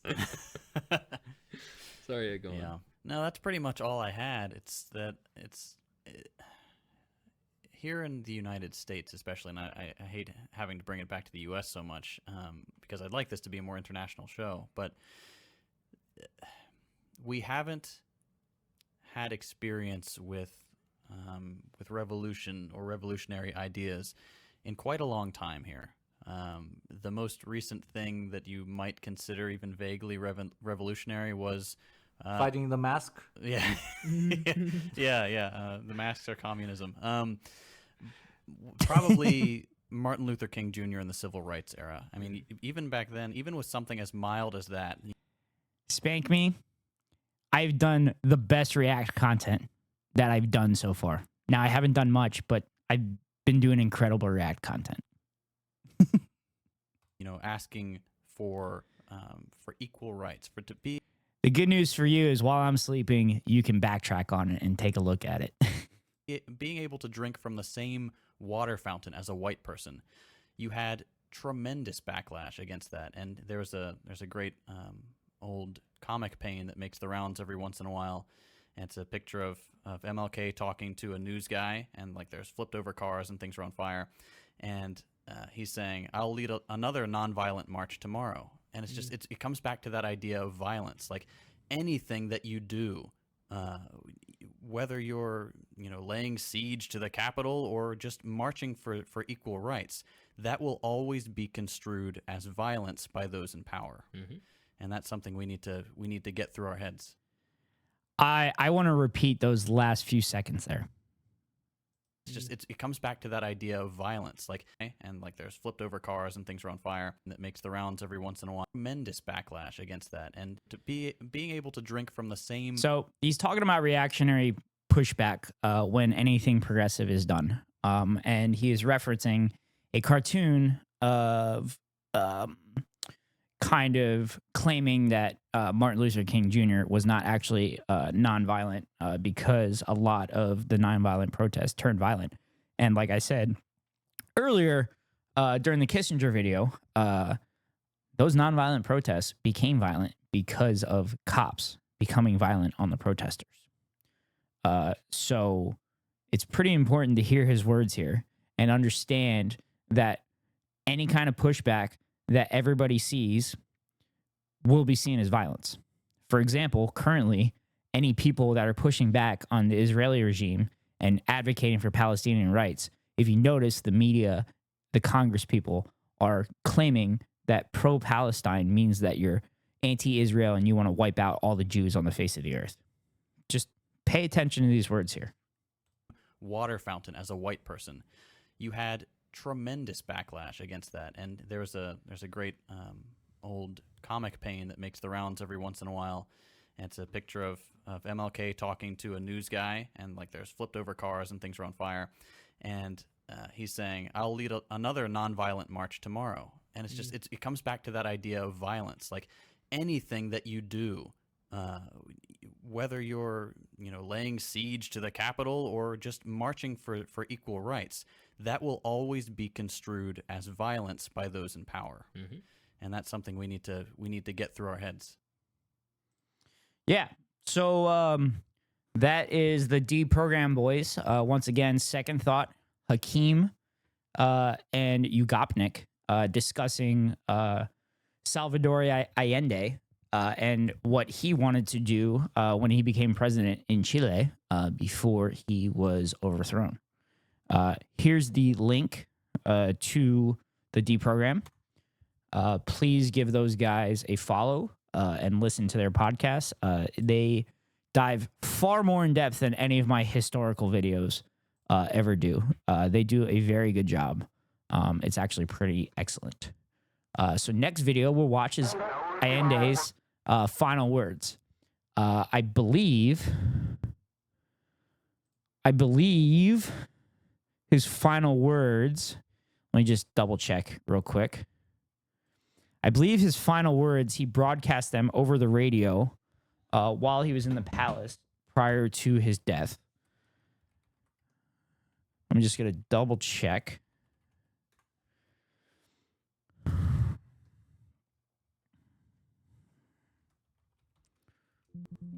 Oh my God, of course this Wikipedia doesn't talk about his final words.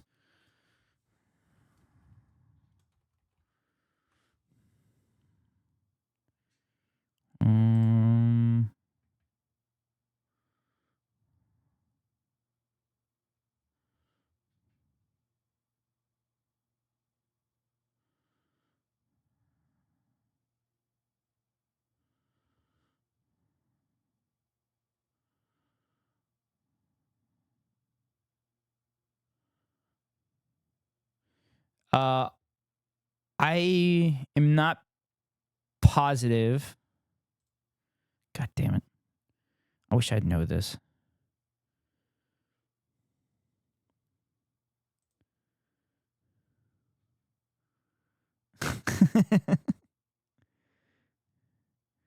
Really? Roald Dahl? Isn't that the person that created Charlie and the Chocolate Factory? Wait, didn't Roald Dahl just get canceled for shit?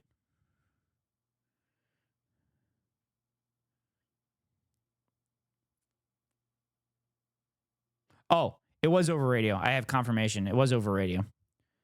Okay. So let's listen to Allende's last words, and I'll speak over him because I believe he's speaking in Spanish. So I don't think that. Well, Roald Dahl, I think, was canceled by the right. I don't think he was canceled by SJWs.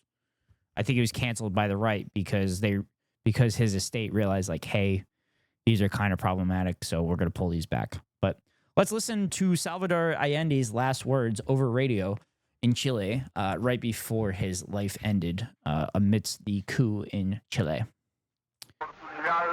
Surely this will be the last opportunity I have to address you. The Air Force has bombed the towers of Radio Portales and Radio Corporación.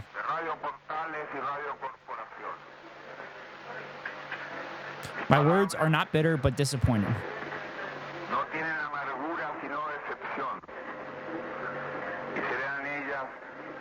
May they be a moral condemnation of those who have betrayed their oath, meaning their oath to the Constitution and trying to overthrow the government.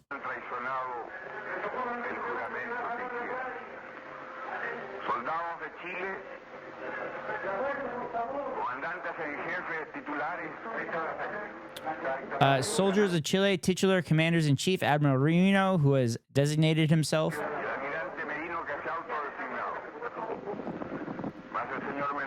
and Mr. Mendoza, the despicable general. I think I missed a part. Who have betrayed their oath. Oh, I did not miss a part. Mr. Mendoza, the despicable general, who only yesterday pledged fidelity and loyalty to the government and has now appointed himself Director General of Carabineros. Given the situation, all they can do is let the workers know. Notice he says workers because he fought for the workers. His policies were for the workers. I will not resign. Based. Placed at a historic juncture, my loyalty to the people will cost me my life. And to them I say that I am sure that the seed we have planted in the good conscience of thousands and thousands of Chileans cannot be cut down forever. They have the power to overwhelm us, but social movements cannot be stopped by crime.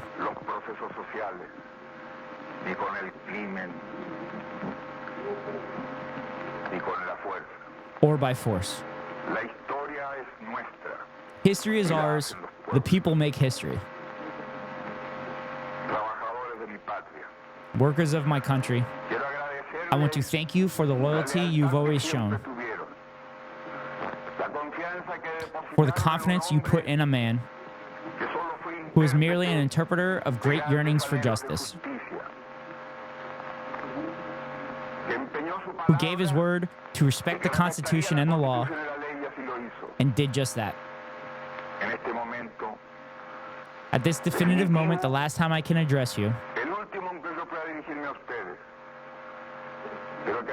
I hope you will learn this lesson. Foreign capital, imperialism, and their consequences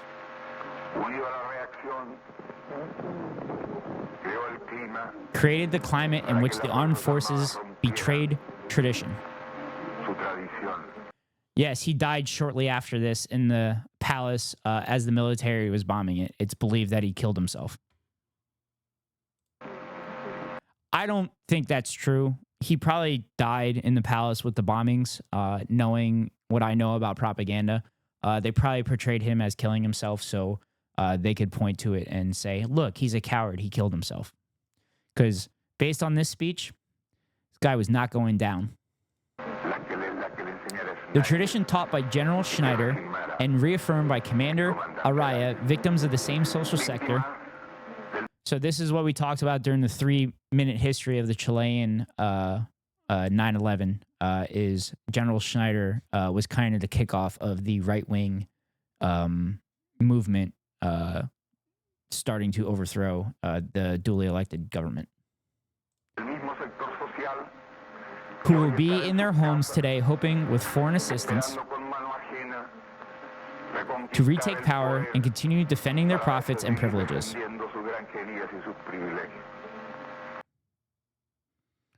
No, I mean, that's exactly what I'm saying. I'm pretty sure he probably tried to survive as long as he possibly could. I doubt he would go cowardly, like, the guy that Nazis love to praise, like Hitler, who killed himself. Unalived himself. Actually, that's historically. I think I'm probably okay.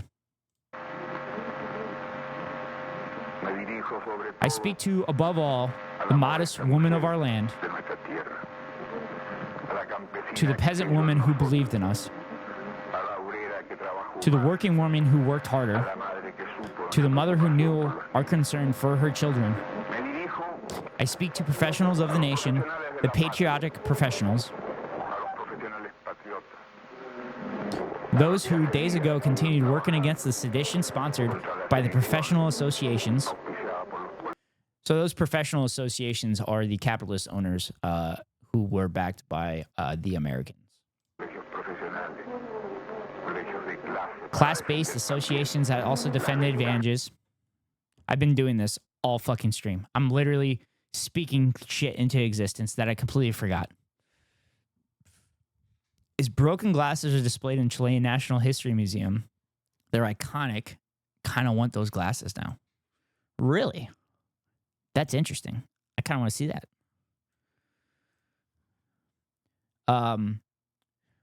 So I think you were here when I mentioned that in 2020, Chileans voted to completely rewrite their constitution. I've been wanting to go to Chile ever since then. Anyway, also defend the advantages that a capitalist society grants to a few. I speak to the youth, those who sang and gave us their joy and their spirit of struggle. I speak to the man of Chile, the worker, the farmer, the intellectual, to those who will be persecuted because fascism has already been active in our country for many hours. In terrorist attacks, blowing up bridges, cutting railroad lines, destroying the oil and gas pipelines.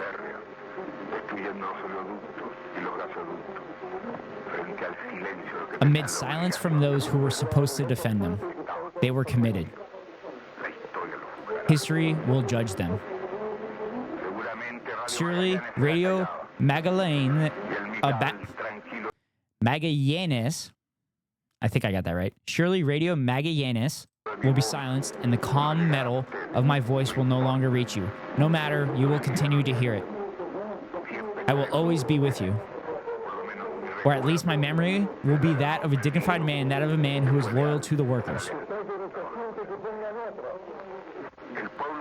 The people must defend themselves, but not sacrifice themselves. The people must not be destroyed or riddled with bullets, but they cannot abase themselves either.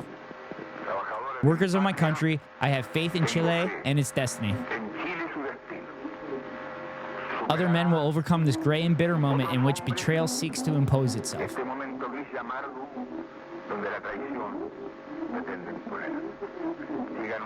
Go forward knowing that much sooner than later. The great avenues through which free men pass will open again to build a better society. Long live Chile, long live the people, long live the workers. These are my final words, and I am certain that my sacrifice will not be in vain. I am certain at least that it will be a moral lesson that will punish felony, cowardice, and treason.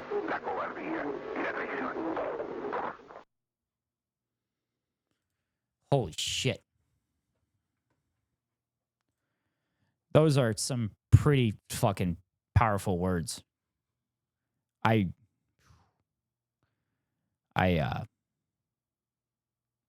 kind of speechless with that. Yeah, that man was way ahead of his time. Holy shit, that was an incredible speech. That's one way to be remembered. Yeah. So, I need a break from that.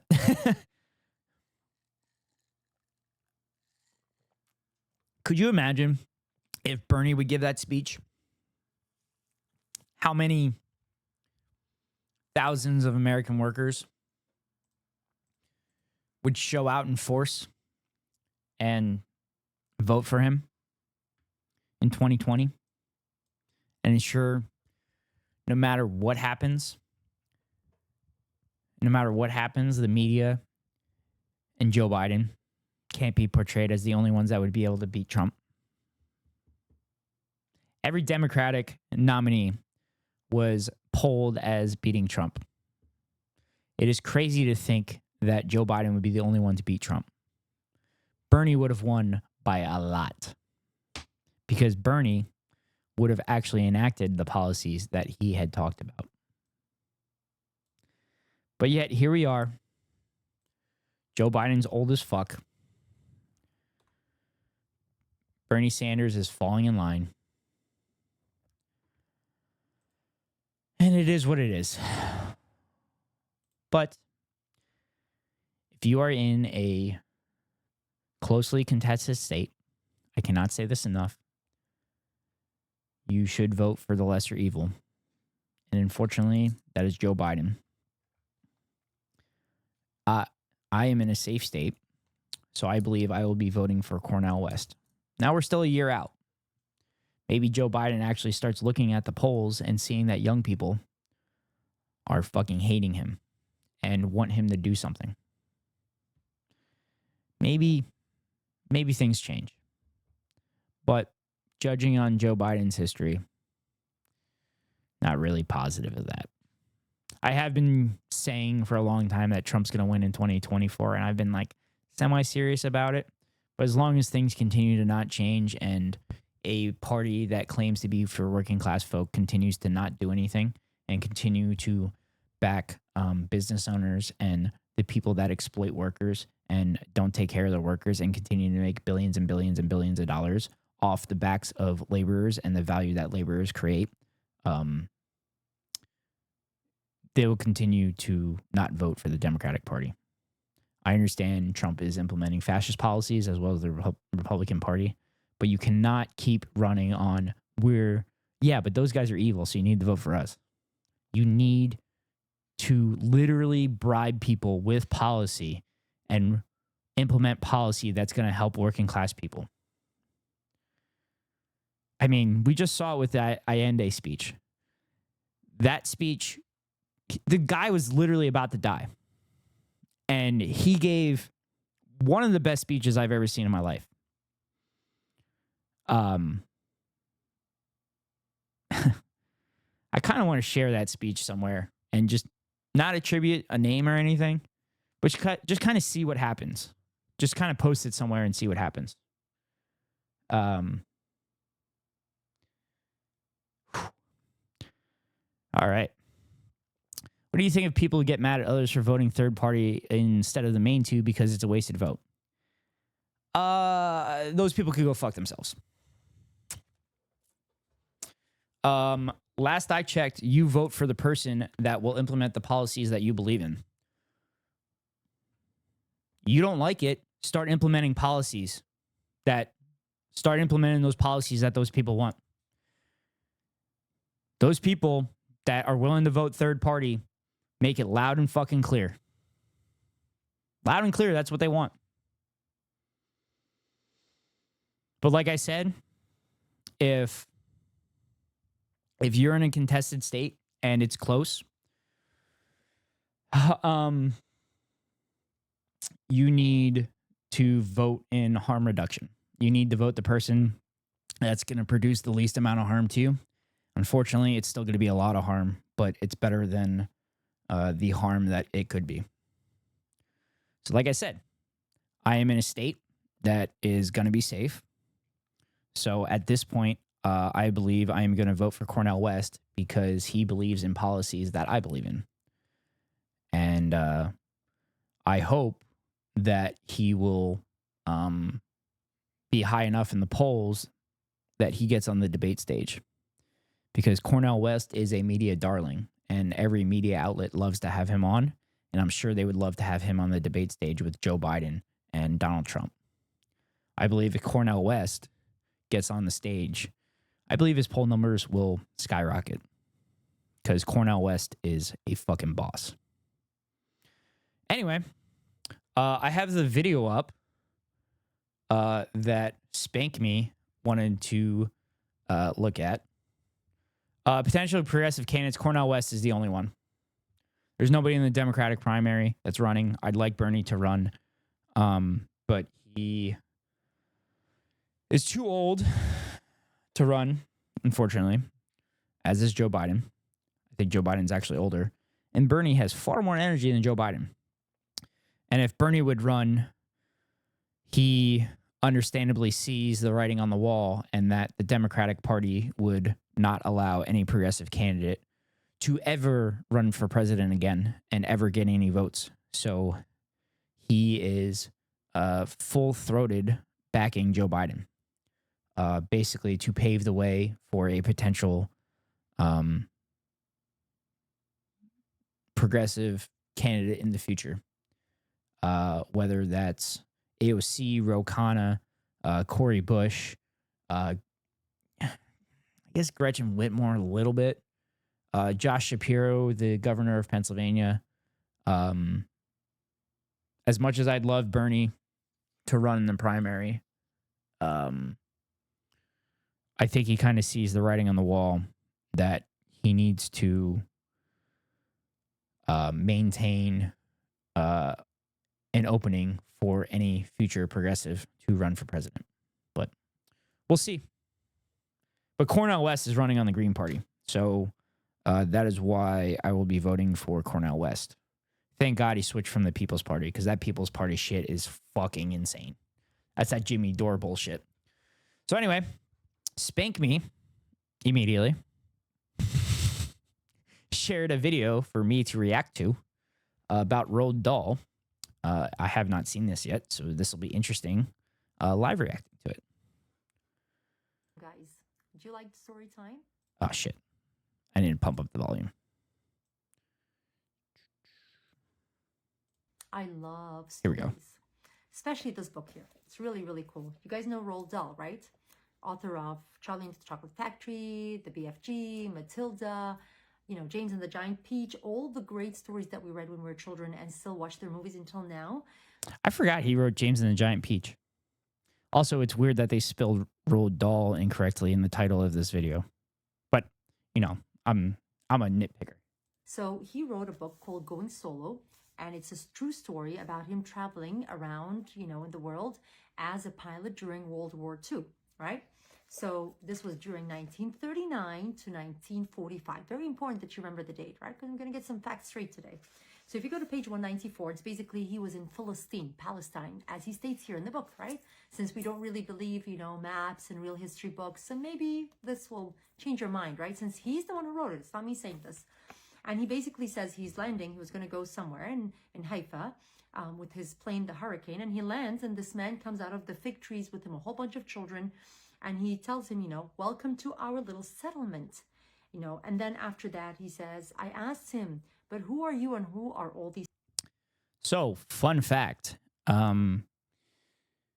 Israelis cut down the fig trees in Palestine and olive trees and plant European trees because they're Europeanizing Palestine to be more accepting by Europe.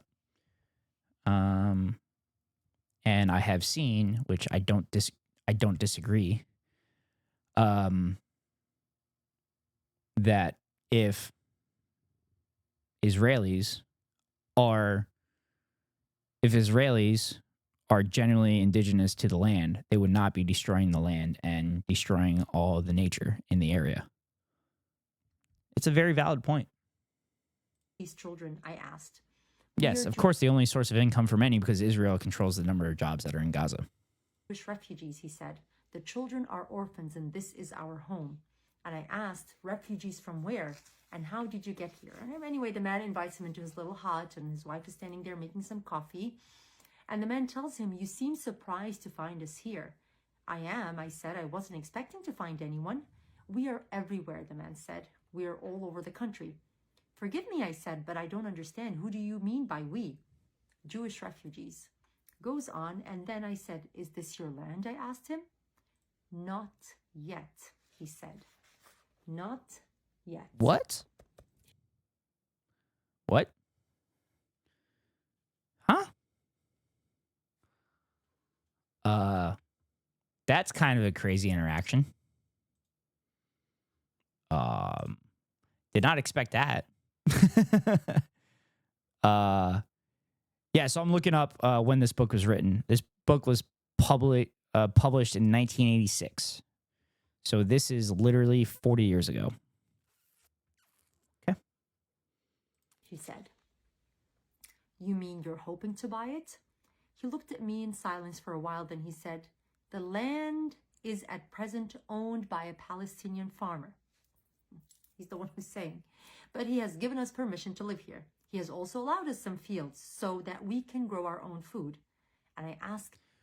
Wait a minute. The Palestinian was so kind to allow you to live on his land and allow you to farm on his land. And now you're going to sit here and say, actually, we're going to fucking steal your land from you. This is fucking insane. "So where'd you go from here? You and all your orphans?"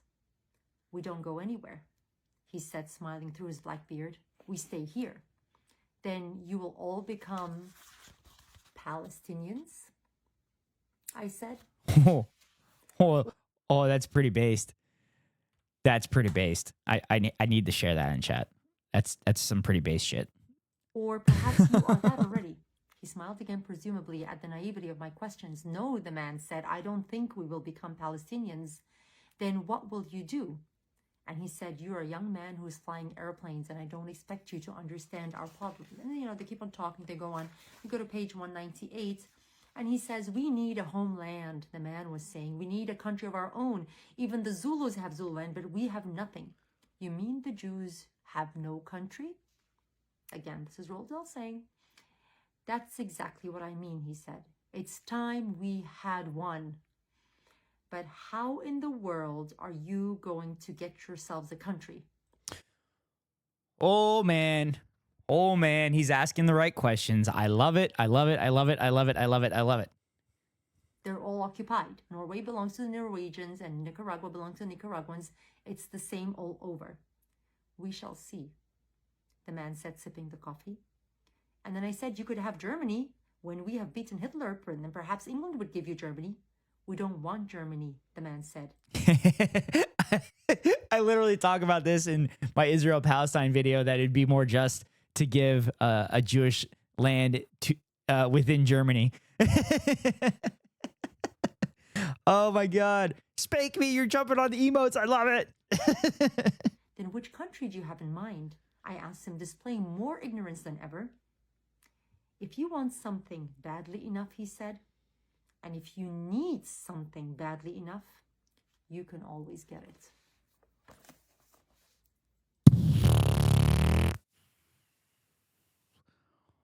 Huh. I wonder what that dude was implying. Get the book. Maybe people will believe when they read this. Maybe since, they don't really believe facts and maps and Bibles, their own Bibles, which is really, subhanAllah, just mind-boggling. Maybe they'll believe Roald Dahl. Interesting. Get the book. It's called Going Solo. I hope you enjoyed the story. But Damn. It's not a story. It's a reality. Holy shit. Dude, that was some pretty epic shit. What are you buying it for? There's a library. You get that shit for free. Well, not take it for free, but you can read it for free. Also, I'm pretty sure Roald Dahl gives away a lot of his works for free. So I'm going to get sidetracked here. and look up the exact reason that Roald Dahl was in the news recently. I'm pretty sure his estate, if not himself, yeah, I believe his estate removed some of his publications.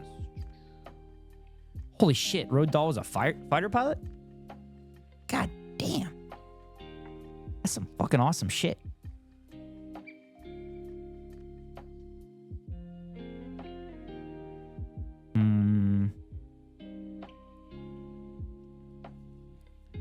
I'm just kind of scanning through this stuff.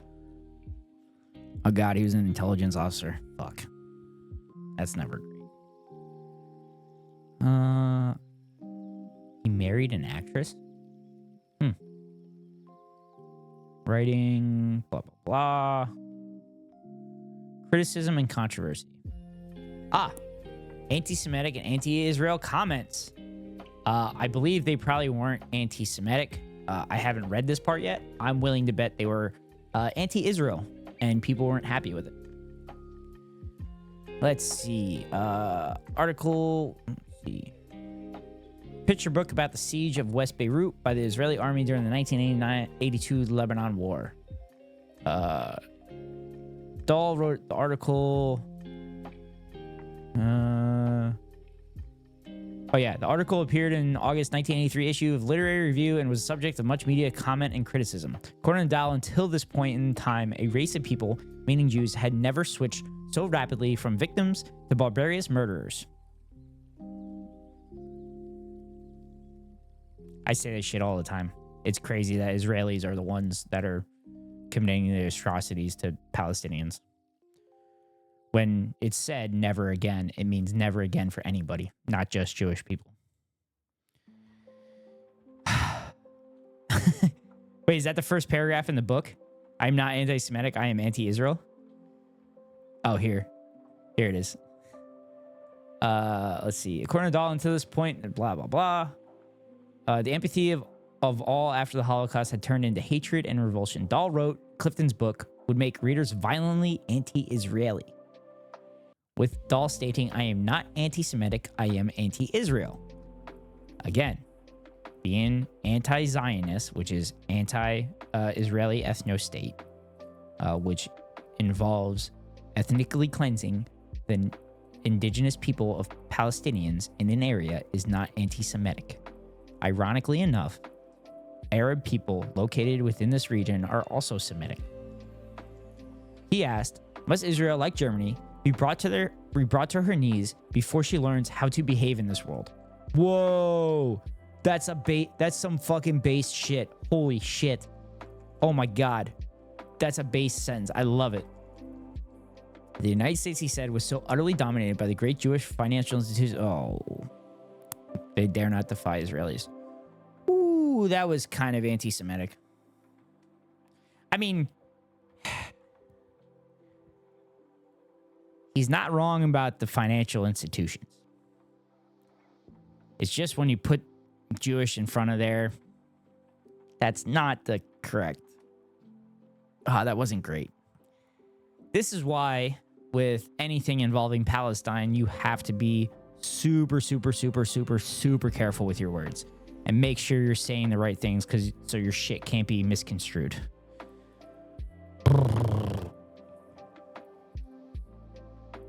I mean, he's not... Yeah, I mean... Oh, God, those sentences were so good until that part. He's not wrong about the Jewish institute.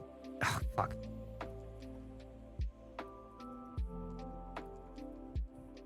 I almost did it. I caught myself. I almost did it. That could have been bad.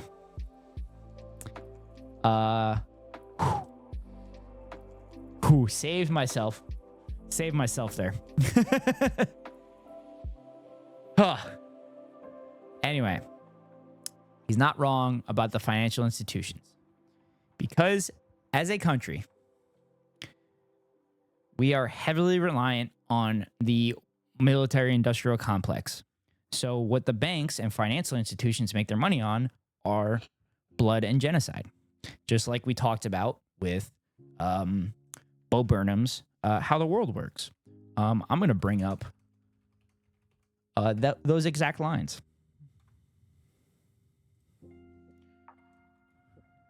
Just to remind you, chat, of how the world works. Let's see.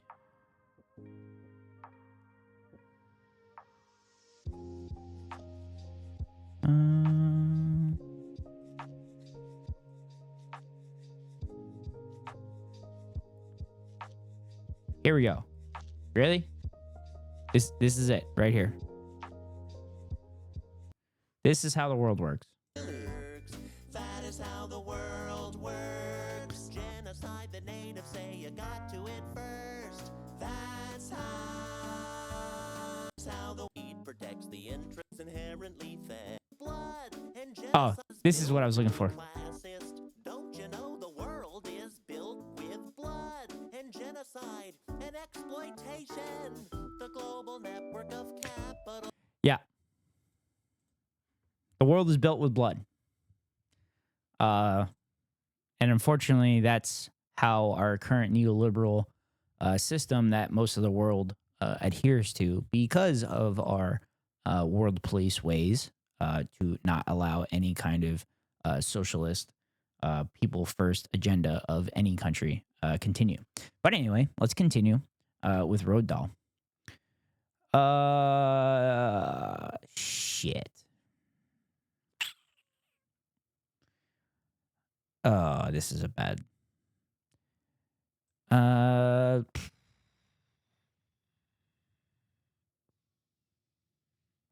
God. Oh God. Yeah. This review went very anti-Semitic very quickly. Yeah. So basically he's mentioning that there's a trait in Jewish people that basically says that they don't really have a lot of generosity towards non-Jewish people, and that's why.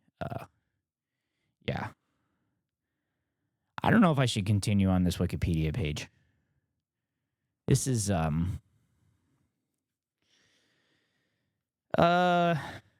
whew. Kind of glad I only got 2 people in my chat right now. Because I don't really want to be recorded reading some of these words. Ooh. Okay, let's skip that part. Oh my God, even a stinker like Hitler didn't just pick on them for no reason. Oh God.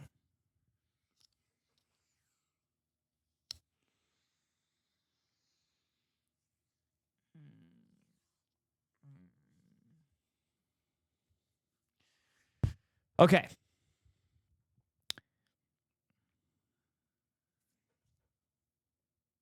You don't have to hand it to Hitler. You don't have to do that. Conservatives do this a lot. They hand it to Hitler a lot. Oh God, Advil. Oh no.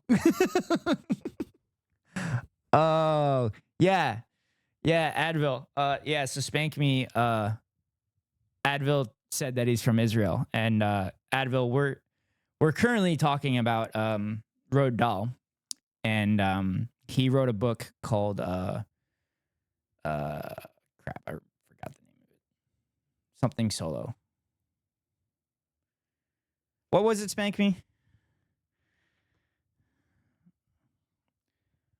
Well, I mean, if you're Israeli, unfortunately, you were a combatant. But being anti-Zionist is not being anti-Semitic. Yes, the book is called Going Solo by Roald Dahl. But Roald Dahl went pretty anti-Semitic. And it was pretty bad.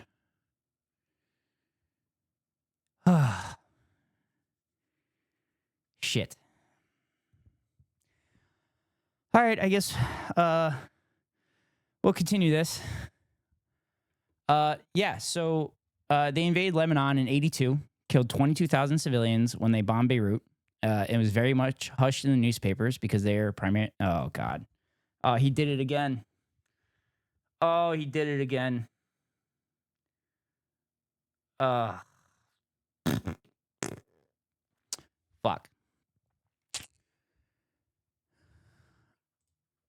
No. Anti-Zionist is being anti-ethno-state. Because the only way you have an ethno-state is to ethnically cleanse the area of a native population, which, you know, the United States did that with the Native American population. So, historically speaking, Jewish, Muslim, and Christian people lived in mostly, yes, I am American, lived mostly in, oh my God, are you about to drop Native American? Are you going to say Native Americans deserve the right to overthrow American government? Anyway, Christian, Jewish, and Muslim people lived for hundreds of years within the Ottoman Empire, relatively peaceful, without any, you know, super major issues. And the Arab people within the Middle East and North African region took in Jewish people that were expelled from European countries. So it's kind of crazy to completely lump all Arab countries together and say, actually, fuck them. They showed us actually being a decent human being, but fuck them. We're just going to obliterate all the civilians and children and old people and women. And they claim to be the best military in the world, and then they can't get rid of Hamas, but they just keep bombing civilians. History isn't fair. You can't get absolute justice. The sooner you admit that, the sooner there will be peace. I mean, is that a Palestinian narrative? And are you saying absolute justice is wiping out all the Israeli people? Because I'm pretty sure that's not the Palestinian narrative. The Palestinian narrative is equality. Equality. It's being treated the same way as Israeli people. Wait, so, okay, you don't want Palestinians the right to return, but you're going to defend Israeli people and say, actually, it was our land 3,000 years ago. Therefore, we're going to exercise our right to return, and we're going to take your house. But it's okay when you do that. It's not okay when Palestinians do that.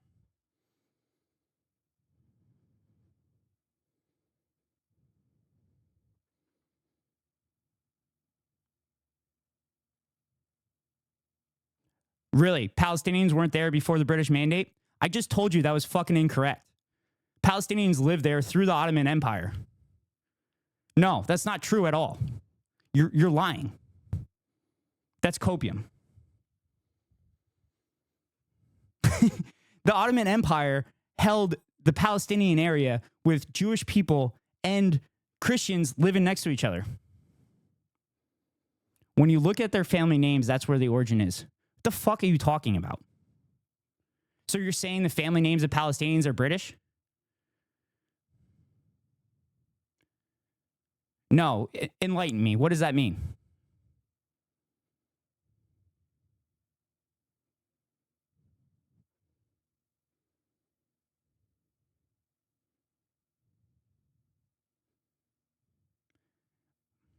I'm sorry. What? So, okay. All right. Let me get this straight. Let me, all right. I think I know what he's saying. Because my last name is Ukrainian. That means I have the right. No, I know. You're so wrong. You're so fucking wrong. No, it's not a lecture. It's fucking propaganda that you've been fed your entire fucking life. Arab tribes, yes, they lived in the fucking area. And then literally the British and the French after World War I just decided to draw random fucking lines in the Middle East.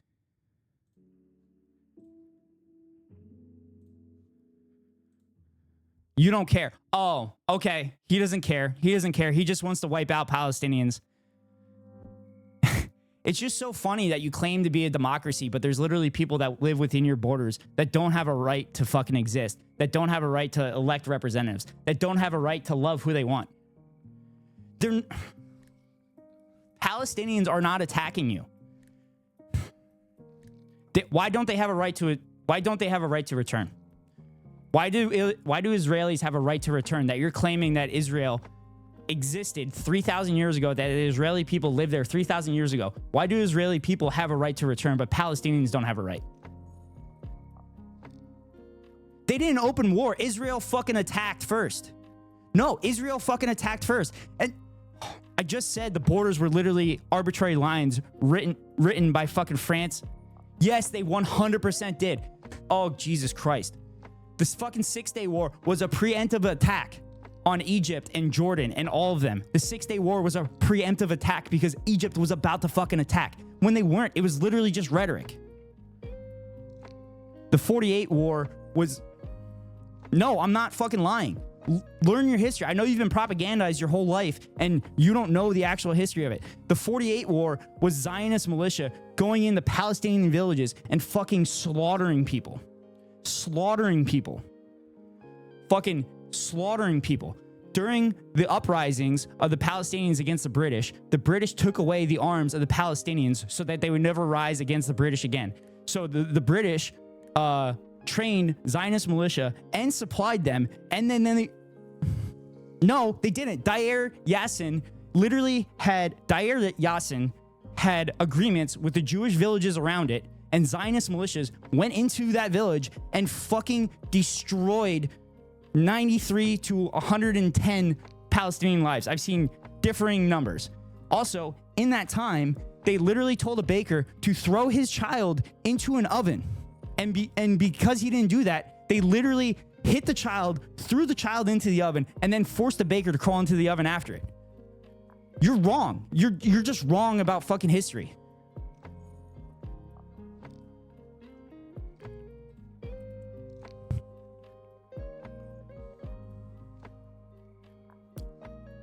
Yeah, it's not remotely close from the other side. Fucking anecdote? There are so many, oh my God. There are so many instances of Palestinian villages getting fucking slaughtered by Zionist militias. Literally, the UN partition plan gave roughly equal lands to Israel and Palestinians. And then Israelis didn't like that, so they fucking slaughtered Palestinian villagers to get more land. It's not a fucking anecdote. It's historical fact. This happens over and over and over again, and it continues to happen. Israel continues to escalate the violence because they have to.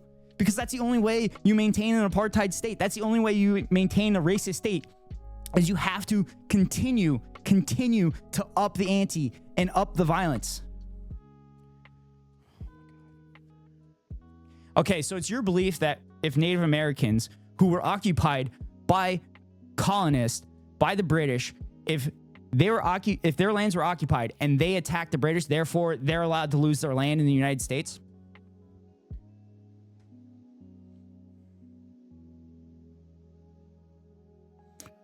Palestinians are also native. Also, if Israelis were native, they wouldn't be destroying the land and cutting down olive trees and fig trees and then planting European trees.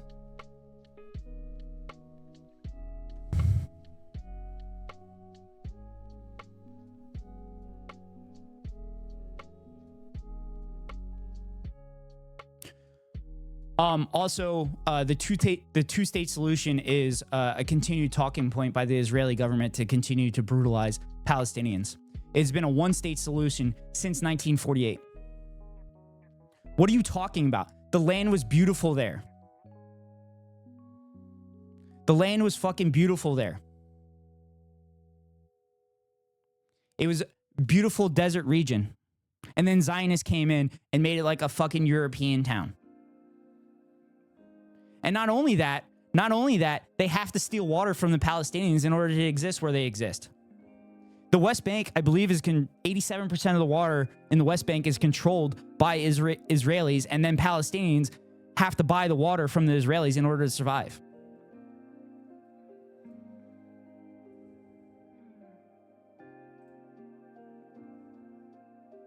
So is Jordanian.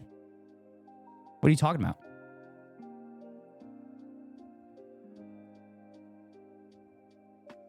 Wait, I'm sorry. What? You think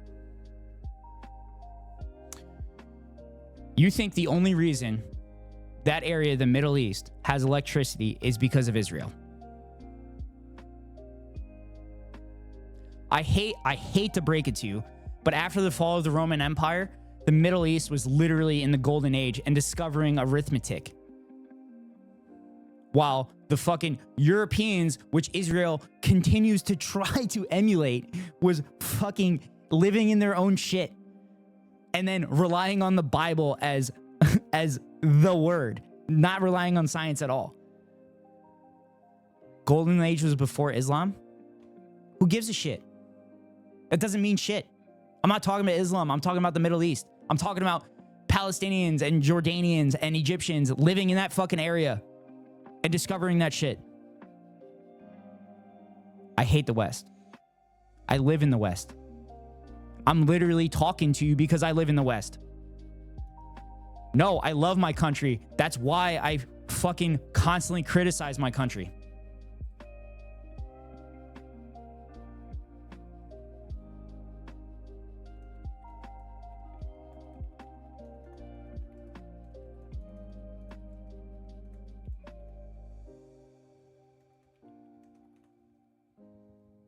My white guilt? What are you talking? My white guilt isn't applied to your region. I think he's talking to me, Spank Me. My white guilt. Brother, I'm fucking Irish. I'm fucking Irish. I'm Irish. I know what fucking oppression is. It has nothing to do with my fucking white guilt. I understand history. I understand history, which is why it's important to understand history so you're not doomed to repeat it. God, here's the quote. This is what I was looking for. James Baldwin says, "I love America more than any other country in this world, and exactly for this reason, I insist on the right to criticize her perpetually." I don't? Wait, are you telling me the Irish people don't know fucking oppression?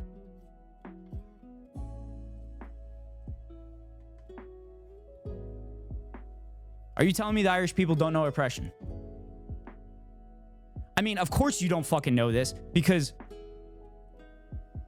am I the Irish people? No, I understand. Oh, God. I represent the same values as the Irish people. Did I live under oppression? Yeah, I live in the United States of America, and my generation is being fucking oppressed right now. I can't afford a fucking roof over my head. I have to pay a fucking guy that just happened to be lucky enough to fucking be able to put a down payment for a house. I'm sorry, I'm not like you. I can't go to the West Bank and just take a Palestinian's fucking house. I'm sick? What are you talking about? You're the one that actively loves seeing 6,000 Palestinian children murdered, slaughtered.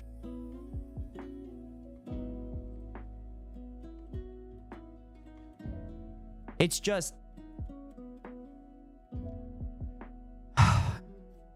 Brother, sister, I'm not sure how you identify.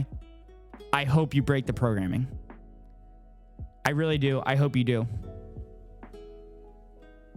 Sure, we're funny, but all you do is keep passing out talking points, and we're pushing back on the talking points.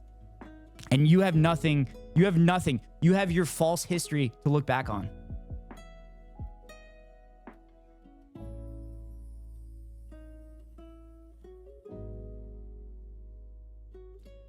I've been spewing facts this whole fucking time, Advil. You haven't pushed back on anything.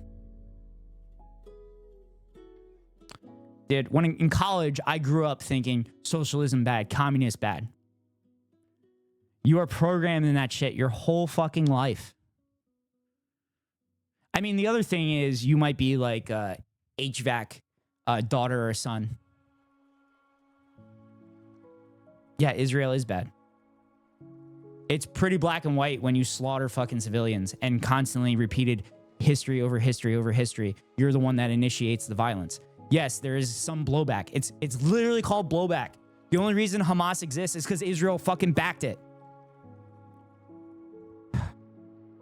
Okay, how many civilians did the IOF slaughter? How many children are in prison from the West Bank that were interrogated without lawyers, that get their hands broken? How many? Oh, the human shields argument. Okay, Advil, I got a question for you. No, I don't fucking dismiss it. I'm literally addressing it, you jackass. I'm fucking addressing it, you dumb fuck. I'm addressing it. I'm addressing it right now. Okay, I have a question for you. Spank me immediately. You lived in the United States, so you understand this predicament. So, Advil, I have a question for you. If there is a if there is a school shooting in a school and the school shooter has hostages, okay? Is it okay for the police to blow up the school on top of blowing up the neighborhood around it as long as they get the gunman? And sometimes they don't get the gunman. Is it okay to do that?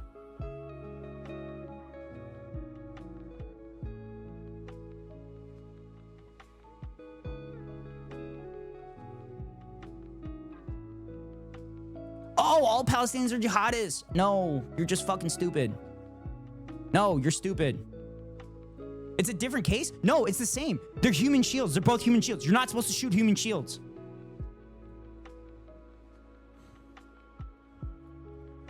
So I got a question for you. When the IDF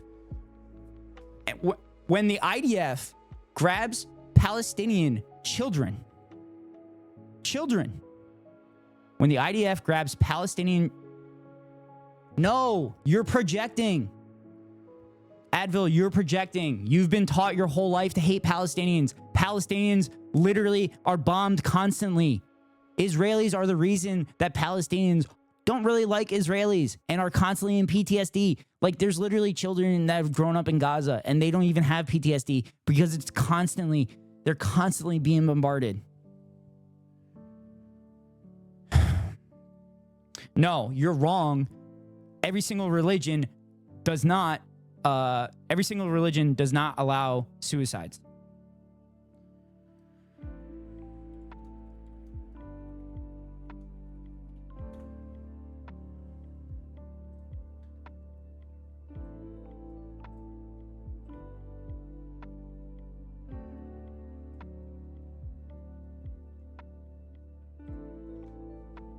No, they didn't start as suicide bombers, you dumbass. The first Intifada... No, I know my fucking history. They didn't start as suicide bombers. You're wrong. Sure, I'll go fuck myself. You're just mad that I'm literally pushing back. Oh, he got blocked. He got blocked. He got blocked because he tried to speak Yiddish to me. Thank you, Fossabot, for blocking that shit.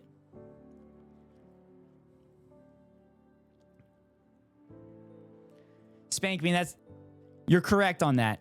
But the first Intifada was with rocks, and they were terrorists because they were throwing rocks at tanks and everything. The second one after the IDF was literally shooting fucking children and breaking hands of children who were throwing rocks at tanks. Rocks at tanks. Last I checked, a rock doesn't do shit to a tank. The violence had to be upped.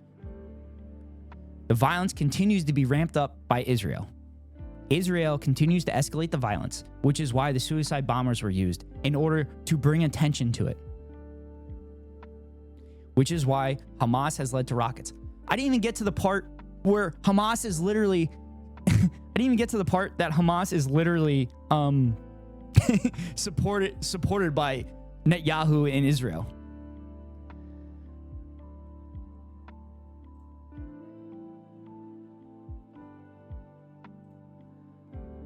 Yeah, Advil's blocked. They got timed out just like you did. Because they spoke in a foreign language. I have Fossabot running, and it blocks anybody with a foreign language because I cannot speak any other language. But I'm sure what they said was not good. Let me see.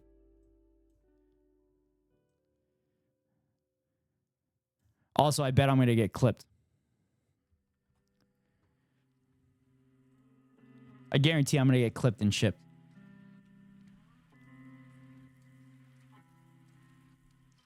And it's gonna make me look good because I didn't say anything bad there.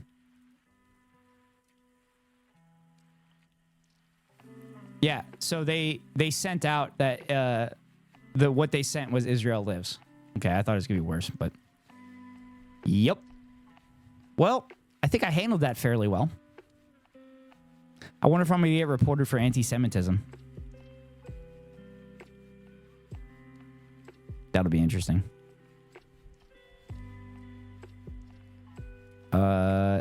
They were timed out for 60 seconds. That's not bad. Oh, I lost a follower. Shit. Darn it, spank me. Shucks. Holy shit, man.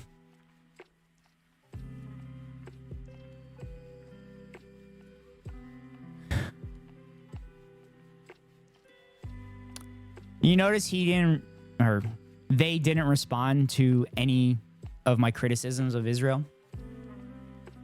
They just kept jumping talking point to talking point.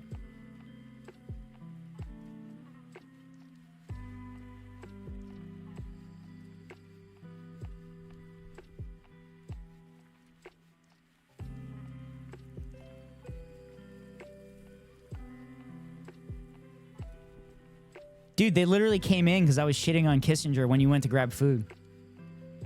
Which is hilarious because they hate Kissinger. But they're like super Zionists.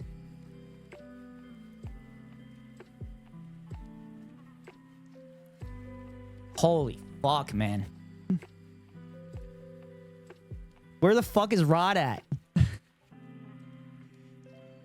He's gonna be so pissed he missed this.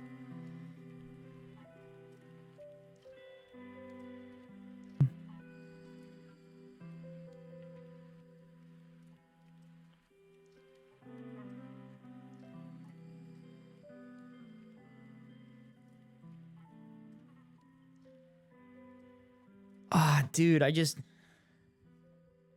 mean, did I miss anything? I feel like I covered as much as I could and responded to all their... I gotta stand up.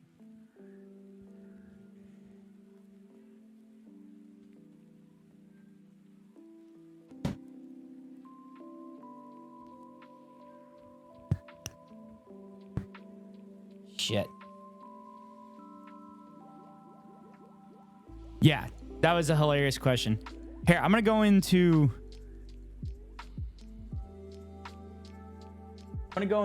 Hassan's Discord real quick. And, see if I can get some... And see if I missed anything. Or if I did okay.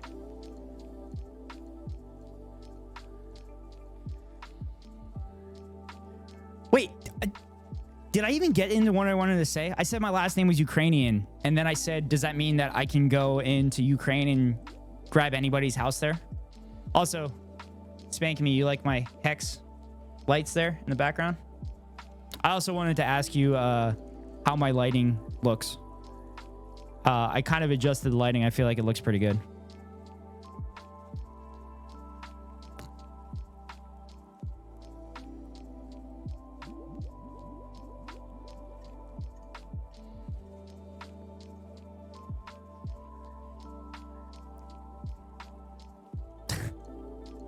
God damn it. They did call me a lefty. They said I was fine as a lefty, and then they followed me. I should have saw the writing on the wall at that point. No, I have a light here. I have a light here, and then I have one up here. The one to my right, which is this one, I have super bright, so that's why this side of my face is pretty bright. And the one on the left isn't as bright, so that's why I have the shadow. So I think it looks pretty good. So if you give me a second, I have to take a leak. Give me a second.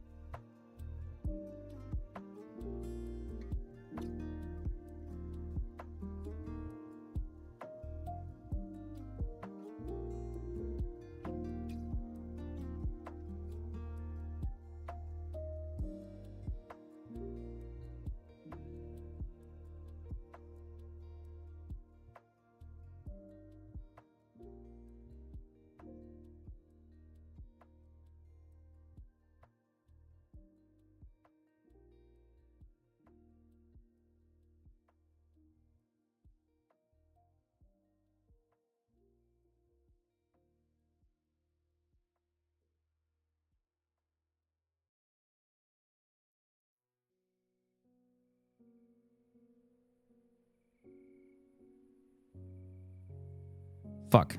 My mic has been off this whole time. Fuck. I was dropping some good shit. My bad. This is why chatters are important, so they can let me know when my mic is off. Anyway, what I was saying is that I shared in Hassan's Discord that I had a back and forth with a Zionist Jew, and I hope I didn't fuck it up, hoping that somebody would respond. I probably shared it in the wrong thing, but we'll see what happens. Also, I've gotten to 15 followers twice in the last 2 days. The one yesterday was propositioning me to promote my channel and get more followers and shit, so I reported them. And then I had this one today. I guess they weren't very happy with my anti-Zionist position. Also, I thought it was a good line that when they said Jews are native to Israel, that I said if you were native, you wouldn't be destroying all the crops and everything. I mean, Hassan has a self-promotion page within his Discord, which actually I shared a few of my videos in, and I think I've gotten views from him. But oh, you'll love this. I tried to create a x.com account yesterday, and it sends a text message to your phone, and I never got the text message. So then I tried again. And then I got a warning, hey, you tried to get a text message too many times. Try again in 24 hours. And I was like, what the fuck? So then I tried to create a Instagram account, and I got the same fucking thing. Yeah, 100%.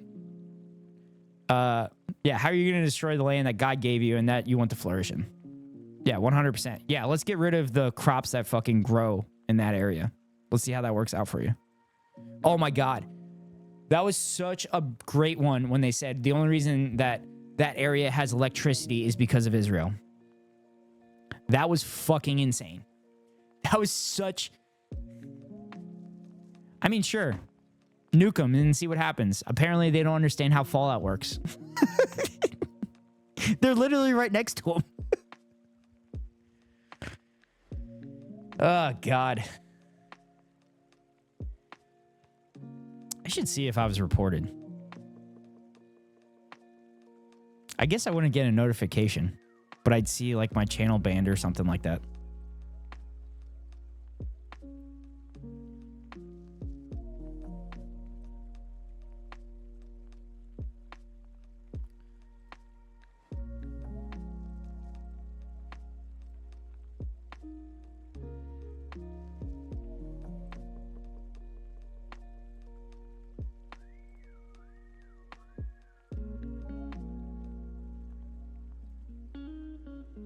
All right, so I shared it in an active channel for Hassan's Discord, so we'll see what happens.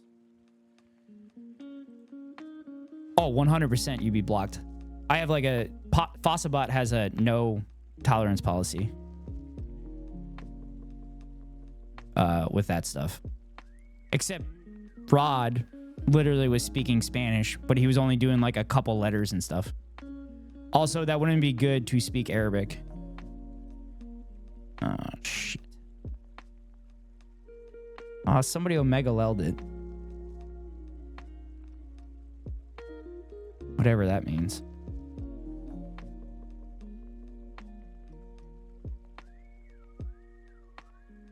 Okay, I got 2 Omega L's.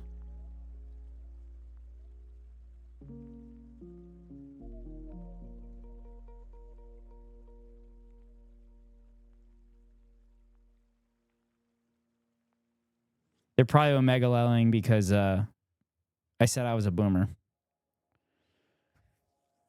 But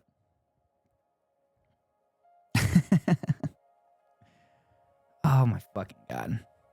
So spank me. How did that go, seriously?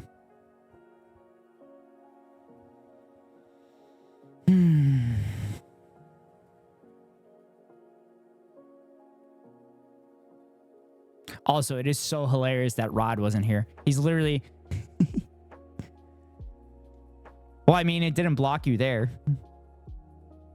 I think it recognizes foreign characters. And then that's how it blocks the foreign language. And like the response you get from it is just like, hey, Neg Ghost Rider doesn't speak any other language outside of English. So he'd love to converse with you if he could, but can't.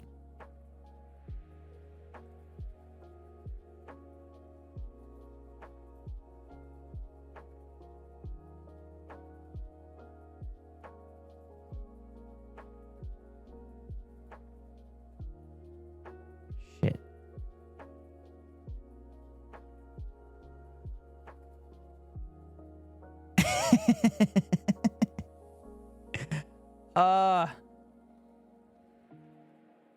I mean, they just kept jumping topic to topic to topic and not addressing anything I said. And also, they were claiming I was brainwashed, and I'm sitting there like, you realize the United States American way is literally, the American way is literally, like to be brainwashed and to support Israel unconditionally. Oh my God, they deleted my message.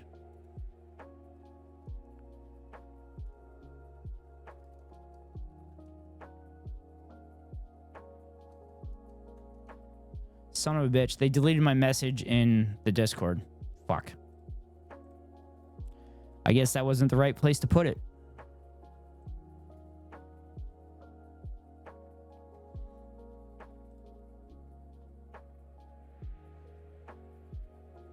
My I hate the West comeback. Yeah. That James Baldwin quote is awesome. Yeah, I mean, it was great because I just said, like, what do you mean I hate the West? I'm literally here because of the West. Like, I'm over the internet because of the West. And then they asked if I was oppressed. I'm like, motherfucker, I'm Irish. And I'm also a millennial. I don't know what oppression is, per se, like that kind of oppression, but I can't do shit.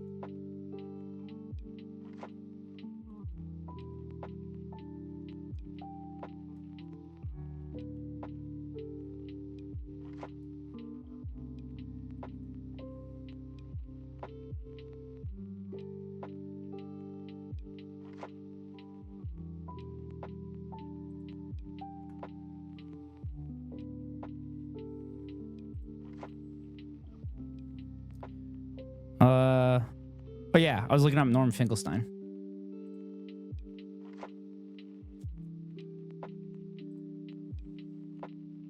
So, like I was saying, Norm Finkelstein is a scholar, particularly about Israel and Palestine and the Holocaust. So he knows his shit. So his entire life has been spent speaking up for the Palestinian plight. And he's been blackballed because of it. He was denied tenure for it. And yeah. So these are his words about what Hamas's rockets actually are about. Give me a second. First of all, as a factual matter, let's set aside the quality of the weapons. The weapons are basically symbolic. They're the equivalent of fireworks. As Khalid Michel put it at one point, the head of Hamas at that moment, he no longer is, he says they're our cry to the world. You know, it's a kind of, if I can use my language, it's a kind of SOS. They're sending these flares into the air, SOS, we're dying. SOS, we're dying. That's not an exaggeration. When Mary Robinson from the UN High Commissioner for Human Rights, when she went to Gaza in 2008, she said, a whole civilization is being destroyed. I am not exaggerating. A whole civilization is being destroyed. Okay. So if you send up flares saying SOS, we're dying, which have next to zero impact on civilians, next to zero, I think whether or not they're discriminating, I appreciate it, spank me immediately. it's beside the point. To criticize Hamas. But Aaron, you're really mixing cause and effect. You say it's going to provoke a response. They were provoked into responding. But It's Israel that breaks the ceasefires. They were provoked into responding. And then what are they supposed to do? As long as the people want it, I support it 100%. They have the right to resist that Mongol army. Got challenging the right, but again, the question is, I just realized I didn't even get to the best part of that argument with the Zionists is that they didn't say Israel has the right to defend itself. And be like, well, does Palestine have the right to defend itself? That would have been pretty awesome too. It's not politically expedient. It's not politically prudent. I have no doubt about that. But I will never tell a person in Gaza you don't have the right. Fair enough. I won't ever tell them that. If the people of when Gaza... I hear you tell Jews they don't have the right to use, maybe for all I know, the Warsaw Ghetto, they were using indiscriminate weapons. Who the hell knows and who the hell cares? Yep. There's Norm Finkelstein, everybody. Highly recommend following Zay Squirrel on X.com as well. They post some pretty base content throughout, relevant to leftism and Noam Chomsky and everything like that. Of course, I highlighted it, and I'm not showing it on screen. Anyway, Zay Squirrel on X.com, formerly Twitter. And I can't get a Twitter account for this stream, apparently. So, yeah. Here we go. Yeah. So, Spank Me, do you have anything else to cover today?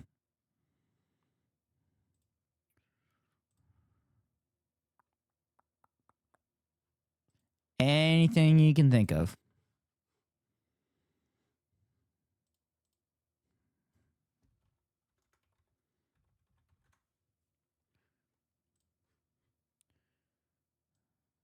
Actually, I told that story about Diary Sin. Let's show,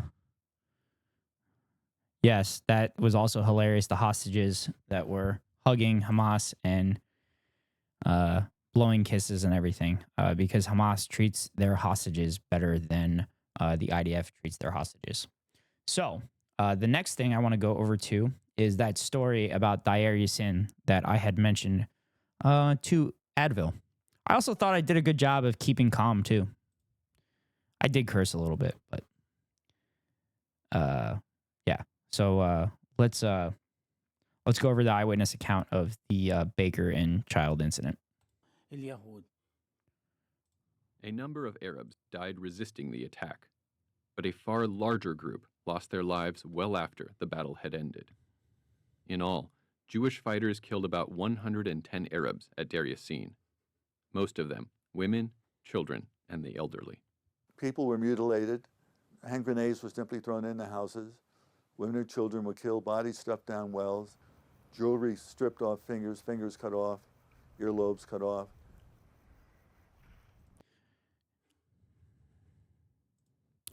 Don't forget, this is anecdotal, so it doesn't count.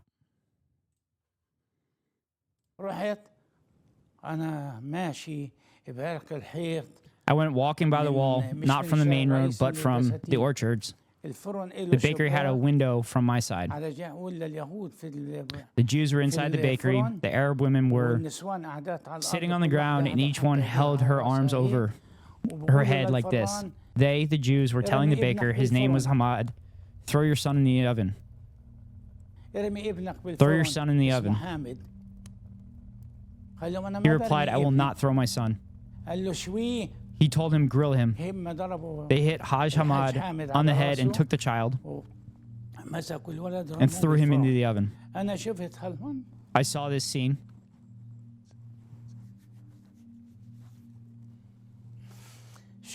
I saw this scene and couldn't find any more strength. Then they took the father and threw him after the son. They told him, follow your son. I sat down and thought to myself, they are going to catch me, so I started running. Yeah. Don't forget, guys, anecdotal evidence doesn't count.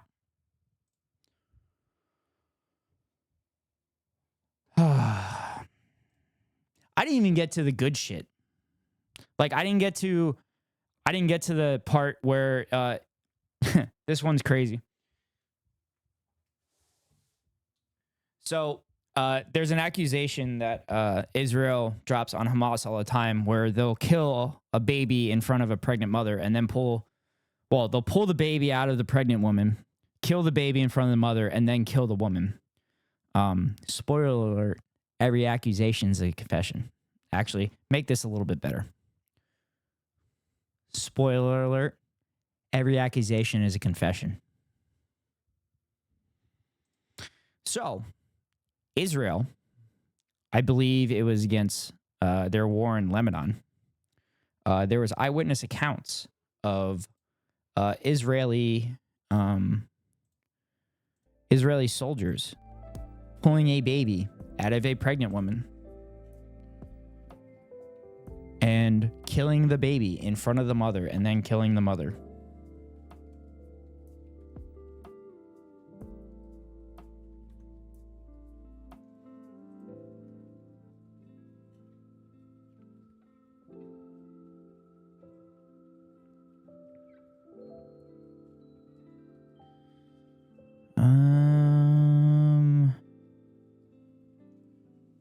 Shit.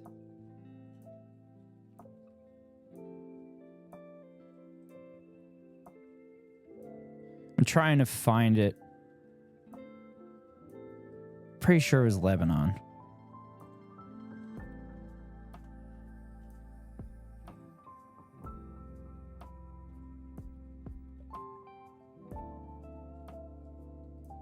Oh, well, this is a fun one too. So not a racist country.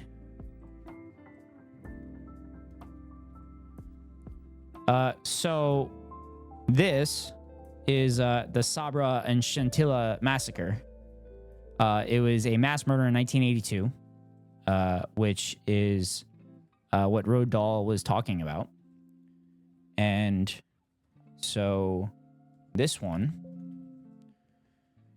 in the afternoon before 1600, Lieutenant Grabowski had one of his men ask Phalanges why they were killing civilians and was told that the pregnant women will give birth to children who will grow up to be terrorists.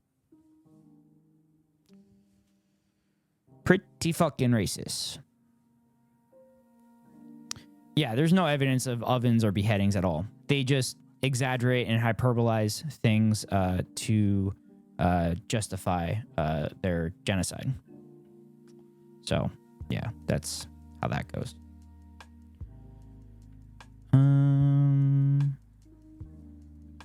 Yeah. Fuck me. Whoops. I've been showing my bookmarks bar the whole time. I hope there wasn't anything embarrassing there.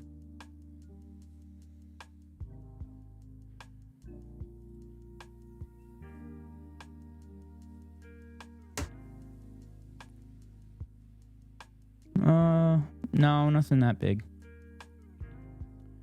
I have a serious question. After how we were programmed in our education system, then deprogramming and trying to educate others about the true data that has been hidden from us, do you sometimes still feel that a little bit of guilt that some people feel when they first make the decision to question their program beliefs? Like when someone who is still programmed with the old mindset accuses and points fingers at you. It is getting less and less for me, but it still is there sometimes, especially when it's a loved one, even though I know I'm in the right. I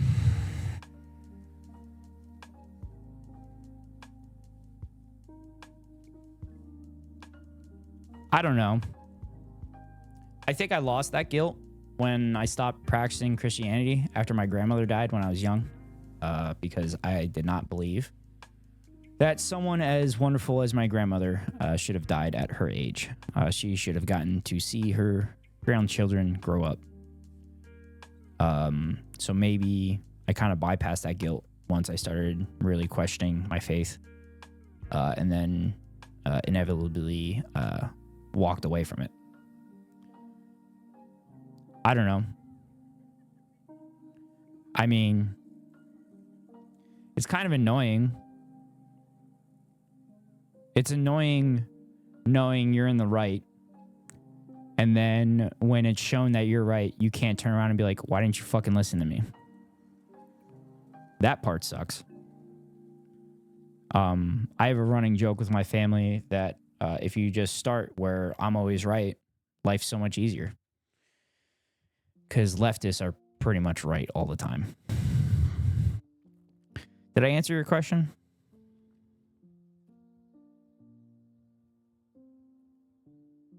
Also, when you hung out with me, is that kind of the start of when you started kind of believing these things? Just kind of curious.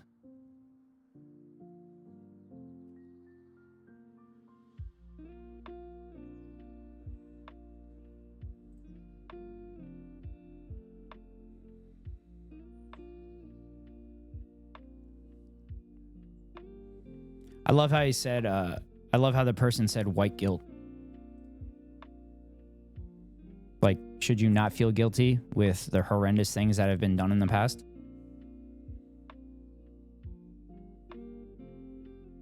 Like, I feel sorry for them. That they're so brainwashed that they're going to be on the wrong side of history. And they've been on the wrong side of history for a long time. It's just kind of unfortunate. But, yeah. God, it's so crazy because I'm going to be replaying this conversation in my mind for like the next day or so. And they're not going to give a shit about me at all. They're not going to think about any of the things I said. They're not going to question. They're not going to question anything. They're not going to look up anything that I said. Start was when I met my old roommate, dove further and further into the conflict. Then between you and my best friend, I began to ask questions about it all. You were more straightforward about it. I definitely feel like you two were top people who helped me learn about this, honestly. Well, thank you for listening to my rants, because I totally need people to listen to my rants sometimes because I go crazy. I'm not going to say that's one of the reasons that I started streaming, but that has helped. Also, it's funny that you say I'm straightforward with it. I'm a pretty blunt person. I pretty much speak my mind. I mean, I don't know everything. I'm always looking to learn more and more. Obviously, doing the history we're not taught videos and everything kind of continues to expand my knowledge on history. And it's so funny because doing those videos of history we're not taught is extremely difficult to find the sources to verify things. Like, I am hoping to do a history we're not taught about Pat Tillman, but I have a feeling I'm not going to find many sources about what actually happened with him. So there's a chance that I just do that one on stream, and then I'll insert sources when I edit it later on. But yeah, it's so crazy. My turn, like, I was a conservative shithead frat boy without being a frat boy in college. And then my complete turn to, you know, being an accepting person and everything. I mean, honestly, my previous girlfriend, she was a big part of helping me kind of make realizations about everything. And able to help me kind of... She wasn't as progressive or down the rabbit hole as myself. But she was a minority, so I was able to use her life experiences and conversations with her to kind of delineate what I actually believed in. And ironically enough, when I was in high school, that was during the George W. Bush years,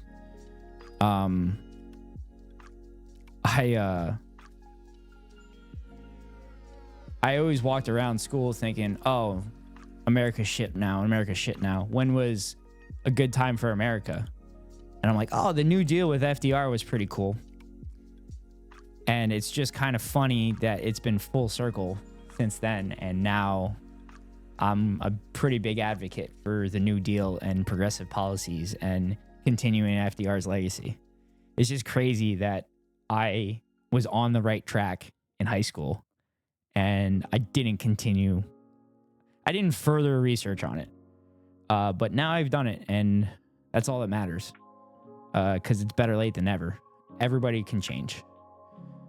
Kind of what I believe in. I believe in rehabilitation, regardless. Yeah, I believe in rehabilitation, regardless of previous actions and everything. With that being said, Israel can do right by giving Palestinians equal rights and treating them fairly and giving them equal representation and allowing them to vote and allowing them to marry who they want to marry and love who they want to love. But yeah, God, I'm so pissed because I had so many more things I wanted to say. Like, I wanted to make sure I pointed out that Israel, gay marriage isn't allowed, and you're not allowed to marry a Palestinian and maintain your citizenship if you're an Israeli, and all that shit. But the conversation didn't get far enough, and they, rage quit on me. But, whew. All right, I probably should do chores around the house.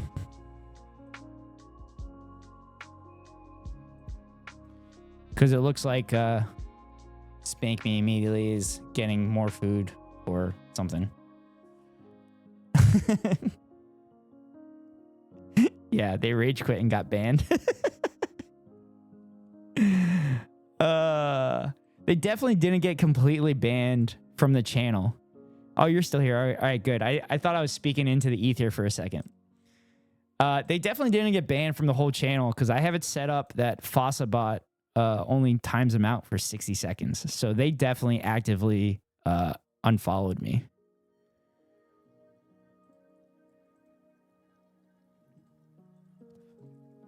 Son of a bitch. Shit.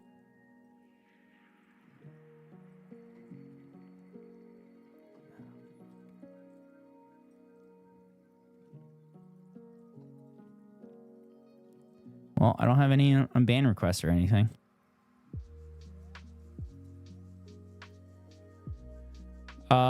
Also, I'm pretty sure it wasn't a him.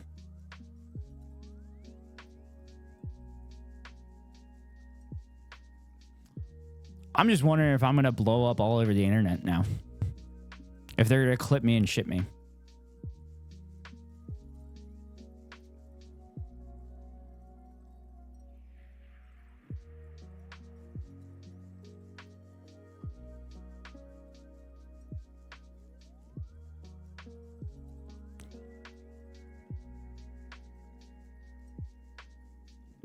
God, that's so funny. That was such a crazy thing.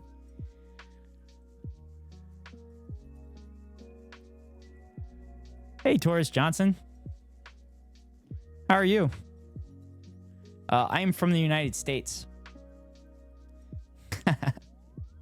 That's fine. Your username's not anything. Welcome, Taurus Johnson, to the Ned Ghost Rider broadcast. Yes, I am from the U.S.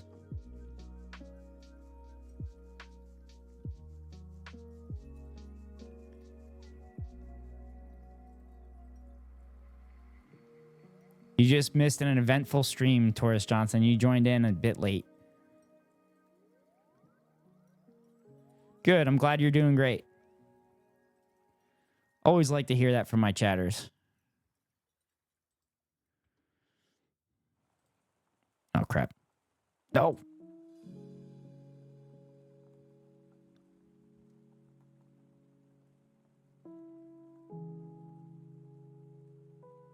Yeah, that works.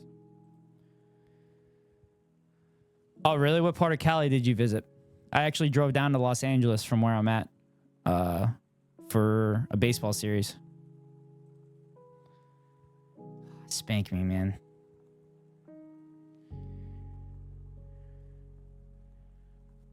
You're just saying that because they have beautiful mansions and everything in Los Angeles, and you can't even like sniff the ground that they live on or they walk on.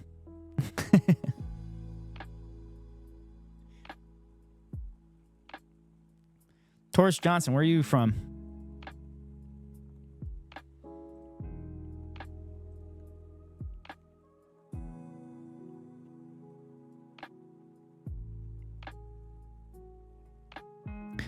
I mean, spank me. I could always use a roommate.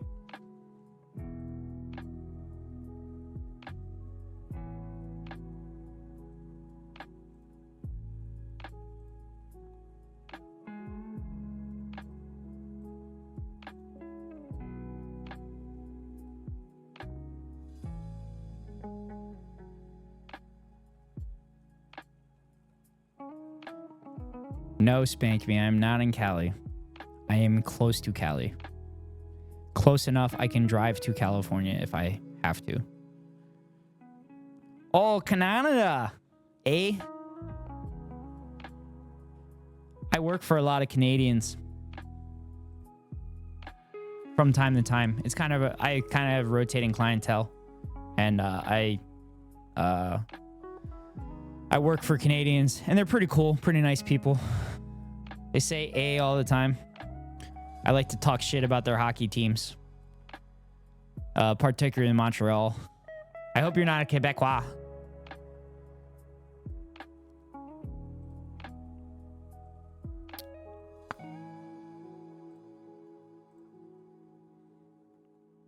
Actually, I don't really care if you're Quebecois, because I love Quebecois. Their party's hilarious. They're like very based, but also kind of racist, and also hilarious because they want to secede from Canada.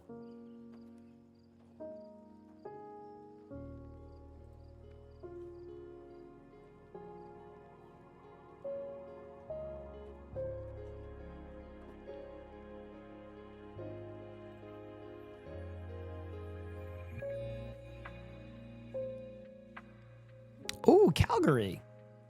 Oh, that's the Flames. Yeah, I'd like to get up to Canada. I'm in the same time zone as you, I believe. Nice.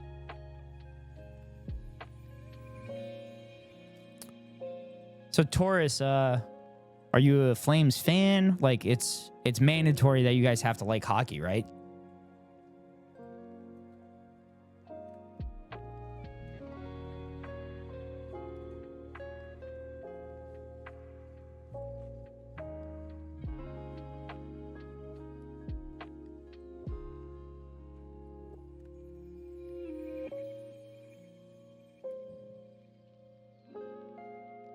Actually, I just realized I don't think we're in the same time zone.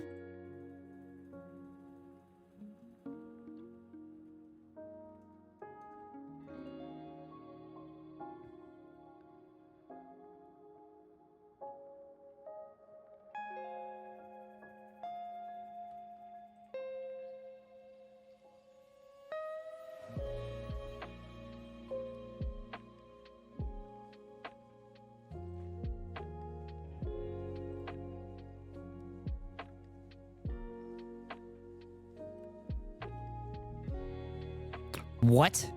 You don't like hockey? Wait, are the Mounties gonna break down your door now? Is that how that works?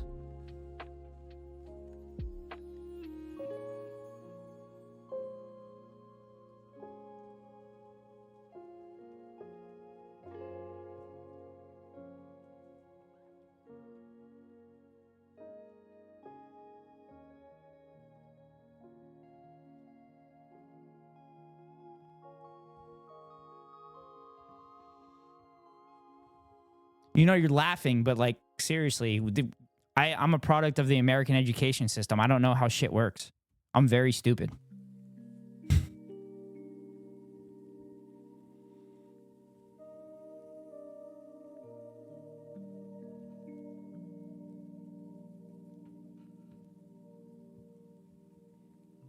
So,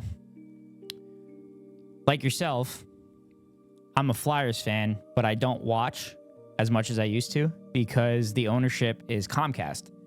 And Comcast is a massive corporation that doesn't actually give a shit about the fans nor winning or anything like that. All they care about is about money. So I've been purposely not giving them my attention. And of course, this is the year that they're actually winning. Because that's how it works for me as a Philadelphia sports fan.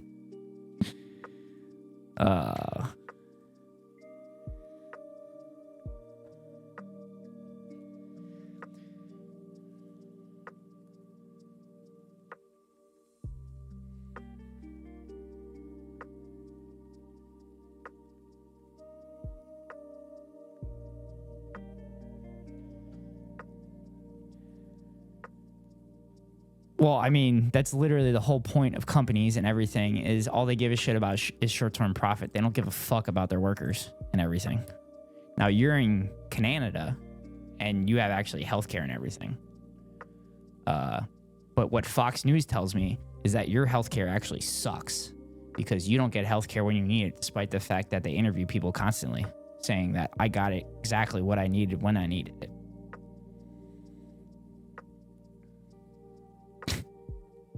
Of course, you want to go to Canada, spank me.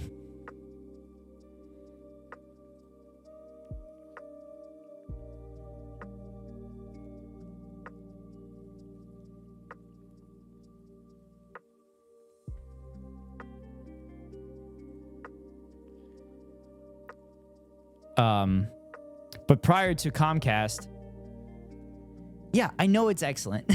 I was being sarcastic. I was pointing it out.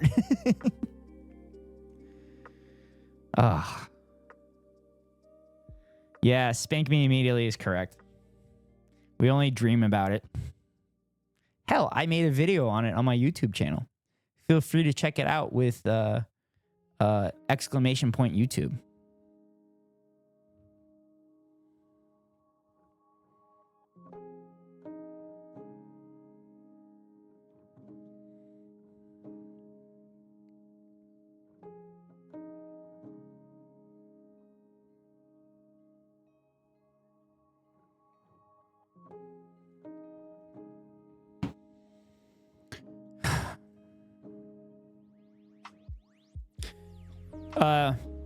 Johnson, you guys don't get dental and vision, correct, in your healthcare, or is that included?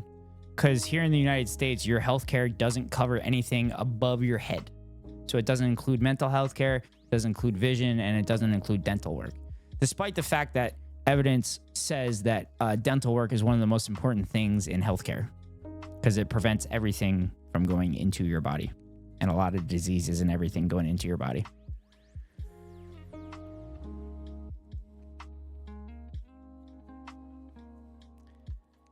Spank me. I could have gave that to you if you would have paid me $270.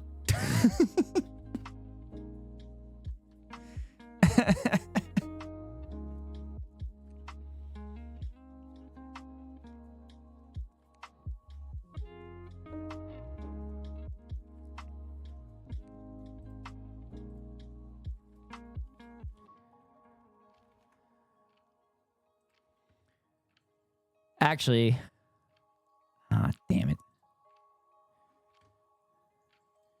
There's a YouTube video that I like to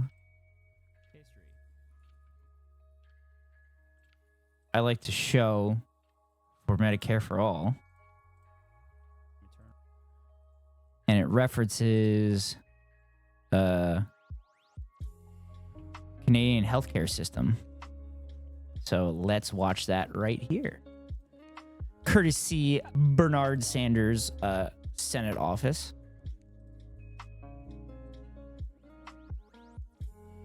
Because I love conservatives getting owned. doctor shuts down every argument Fox News has for against Medicare for all. Mason University study estimates that a Bernie Sanders type of plan would cost over $32.6 trillion. Now, to put that into perspective, it nearly doubles the size of our... You get a free dental checkup every 6 months? Damn it. That's how my old employment healthcare was. But my new one, I have to pay $30 copay for my checkup, which I have a dental checkup next week. So that dental checkup, is that through an employer or is that the government provided healthcare? That's what I'm most curious about. Our already bloated federal government right now. So that study that you mentioned, it actually estimated that overall health care spending would be lower under single payer. Okay, actually $2 trillion less over 10 years. We have 29 million people uninsured in this country. I'm so jealous of you, Taurus. That's incredible. That's all I have to say. Thanks for the follow, Taurus. Hey, the third time I've had 15 followers. So, Taurus, you missed it earlier. I got up to 15 followers yesterday, and my 15th follower was propositioning me to buy more followers and promote my channel. So I reported them to Twitch. And then I had a 15th follower earlier in the stream, and they happened to be a Jewish Zionist, and we had a conversation. And they rage quit on me. But highly recommend looking at it in the VOD, because it was fairly entertaining. And I don't want to say that Spank Me Immediately was, that's his name. I'm not saying to spank me immediately. Spank Me was here for it. And said I did okay, and I was speaking truth to power. But anyway, we'll continue with the video. Once again, thank you for the follow, Taurus. We have 44 million people who are underinsured, which means they have insurance, but with gaps in the coverage so big, it's as if they aren't insured at all. 35% of Americans go without needed care due to cost. I would argue that that is Thank you, Spank Me. The salaries of doctors in America is higher than everywhere else. How do you reduce that salary to levels of... This is my favorite talking point. I love hearing this from people. Love hearing this. And I love throwing this talking point back at them. Other countries to make this work. Frankly, you could move to a single-payer system in an affordable way and still pay doctors roughly comparable to what they're being paid now. The biggest savings in moving to a single-payer healthcare system is in eliminating, or rather reducing, the enormous amount of waste in our health insurance industry. That's the biggest source of savings, and the second biggest source of... Yes, our salaries are more. However, our things that we have to pay for out of our pocket are significantly more expensive than the stuff that you guys are given as government services. So you guys pay significantly less in your taxes than we pay in premiums. So yes, we're making more money, but you guys are getting far more taken care of for you for a more efficient price than we are. So in reality, you guys have more in your pocket, relatively speaking. Because I mean, there's some Americans that are stupid and don't have health care, mostly because they can't afford it. But you're not wrong. You're not wrong, but that's a very big point that needs to be pointed out. Also, I think Canada has a pretty decent public transportation system. However, in the United States, it's completely built on roads. So we pretty much have to have a car. In order to have a car, you have to have a car payment, and then you also have to have car insurance on top of that. So that is another tax that us Americans pay that cuts into our pockets. On top of that, we don't have affordable housing, and most of our income actually goes to housing to put in pockets of someone that just happened to be lucky enough to own a building that they can then charge more than the mortgage itself and make money off of it. Of savings is, as you said, high pharmaceutical costs. If the hospitals go out of business, the doctors all just no longer work because they're not getting paid below market rates. It says will cut their pay by over 40%. I mean, then where are you going for care if that happens? Many nations have done this. None of them have had their hospitals closed or their doctors flee for other countries. That's not quite true, Doctor. How can you guarantee that guy, I just want to point out, this is a debate point. When someone is speaking the truth, they will jump in and filibuster the shit out of you with another talking point. Doctors do not flee from other countries. They maintain and stay in their countries like Canada and Netherlands and Norway and Britain, and despite the fact that everybody should escape Britain.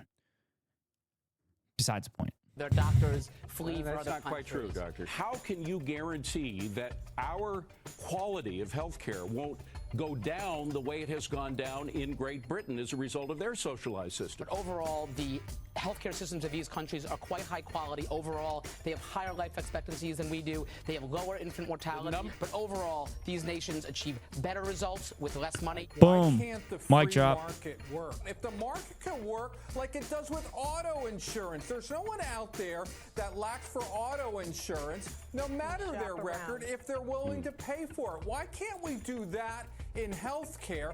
Because healthcare is a human right and auto insurance is not a human right. Yeah, all the news channels are extremely biased. They're extremely biased towards businesses. Particularly Fox is, I mean, they're very extremely biased towards businesses and against workers. And like CNN and everything, the liberal media is also against workers and providing workers' rights. My friend who's center-right argued that the free healthcare in Britain is, if you go in with cancer, they give you an IV with saline and then say, okay, there's your free healthcare. I was like, you don't seriously believe that? He did. That is 100% a right-wing talking point. That is crazy because that violates the Hippocratic Oath. And you could easily fucking test that shit in an autopsy if anybody's family would actually submit their family member's body for an autopsy to verify that they have been getting proper drug treatment. Also, guarantee there's people that came back from cancer living in Britain. So I can't imagine that fucking the saline would cure cancer. Why do you want to go to some centralized Soviet-run Medicare for all? Let me push back. A true free market in healthcare is something no nation, no civilized nation would ever accept. You'd have people literally dying on the street because they couldn't afford the care. You can't have a free market in healthcare when you think something is a right, that's something everybody should have, that people should have healthcare by virtue of being a human being, then you cannot leave it to the free market. That means that people who can afford it get it and everybody else suffers. We need as a nation to decide that that's not going to be acceptable. Boom. Everything Nailed you it. have said on this program so far makes 110% sense to me. Oh my God. I love when they get owned like that. Oh, yeah. So Taurus, Spank Me knows this as well. But the reason why free markets don't work for healthcare and everything is because you are willing to pay whatever it takes to not die. So when you are relying on a market like that to make money, you will gouge the shit out of sick people. So the only people that are actually better off are the business owners of said insurance companies and whatnot that are gouging the shit out of taxpayers. So I would like to show on screen here the difference between healthcare, education, and everything like that. Yeah, Martin Shkreli, perfect example. He's a piece of shit, but he fucked up. So anyway, so I minored in economics. And you have the basic, vertical and horizontal axes, right? So right here is price on the vertical axis. This is also very basic economics that most people have. And then you have quantity at the bottom. So you have a basic supply curve and demand curve, right? Actually, I'm going to do it this way. So the black line is the supply curve. The orange line is the demand curve. So where these 2 points intersect is the price and the quantity that will be provided. Oh, Irish and Norwegian news sources, definitely way better. BBC is better than Americans, but they also are very biased towards capital as well. But the Irish are very based and are incredible. And I referenced the Irish earlier in the stream. So anyway, so you have, yeah, Taurus, if you could answer that, I read a couple Irish sources. They're not getting to me off the top of my head right now. Al Jazeera is very good too, unless Al Jazeera is covering Qatar. Then it's bad. Every other news coverage they cover is good. So anyway, so you have the basic demand and supply curve here. So where they meet is the price point and the quantity that will be produced and demanded by people.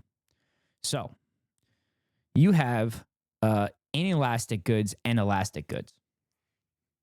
Elastic goods are goods that will maintain pretty much the same price no matter what. No matter what the supply is, no matter anything like that.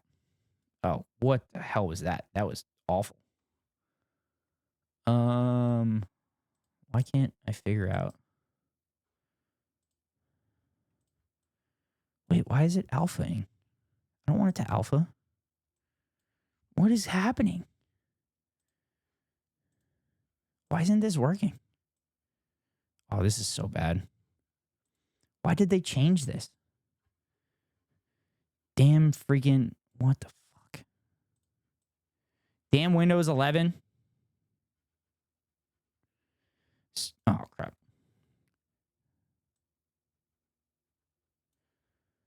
What the fuck? I'm sorry. I need to fix this. I'm just going to do this.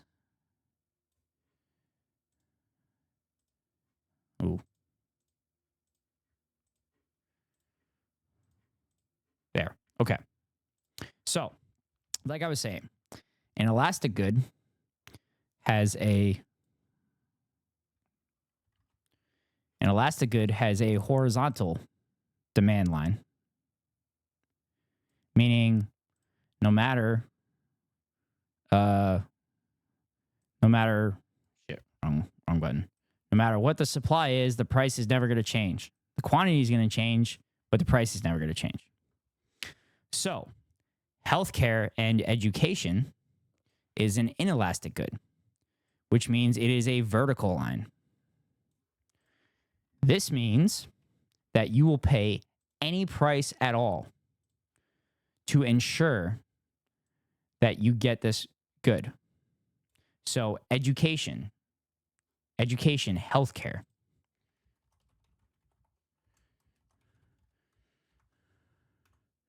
So education, healthcare, shelter, etc. So pretty much anything that is absolutely necessary in life, you're going to be willing to pay whatever price necessary. An elastic good would be probably water. Not bottled water or anything like that, but just kind of water in general, because you could, for the most part, get it anywhere.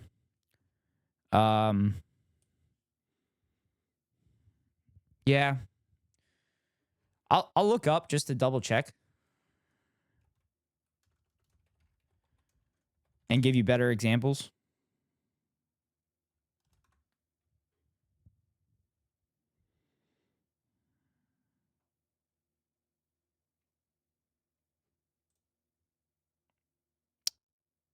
Perfect.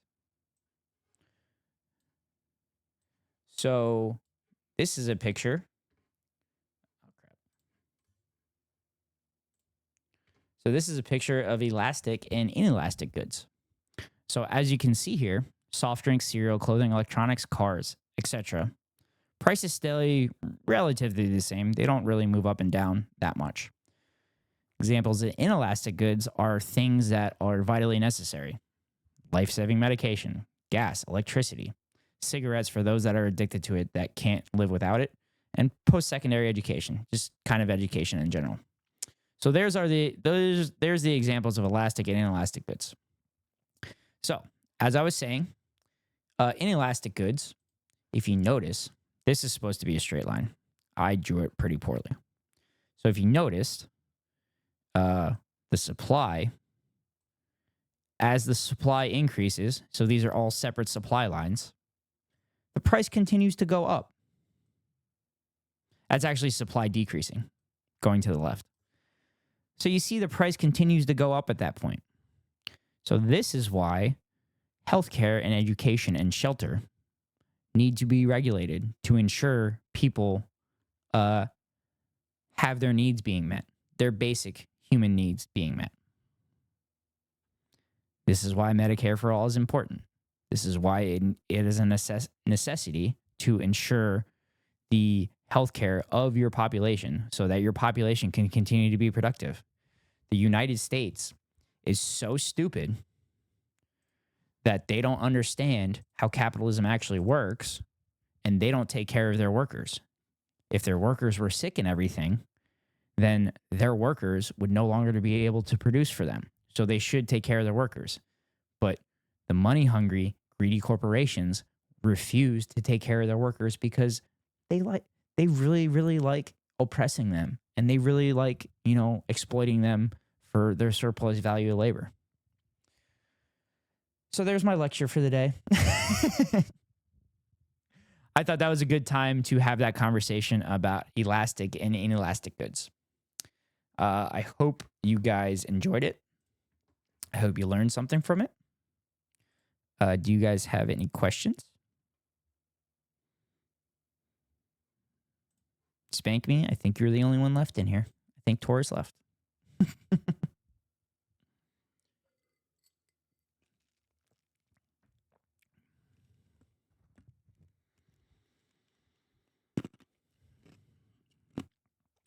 No, elastic does not fluctuate in price.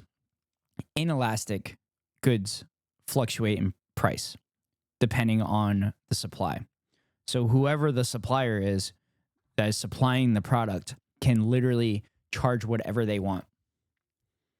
And it makes it 10 times worse when it's a monopoly, because the monopoly means that they dominate all of the market and can make it any price they want.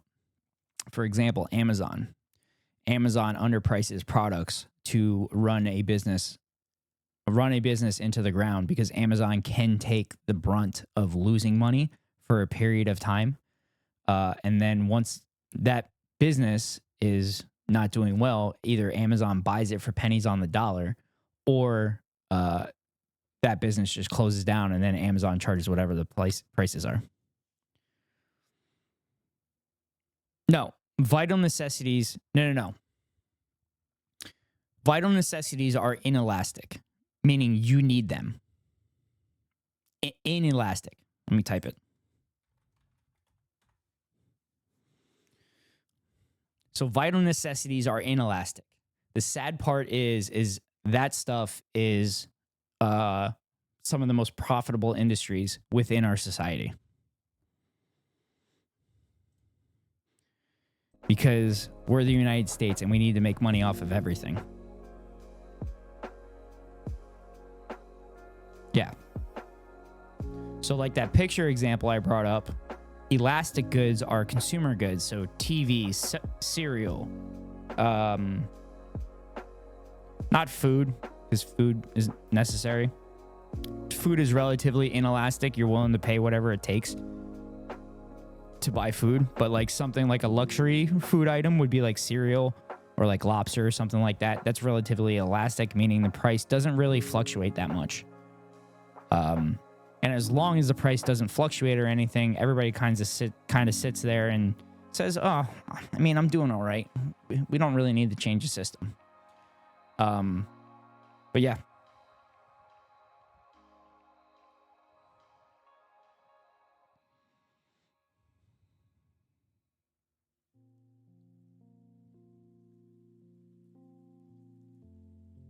So that was the economic lesson. Spank me. I know I'm normally like all about history and everything, but I figured basic economics is kind of important. So understanding policy is a little bit easier to understand market forces and everything. Considering that's a talking point for everybody. But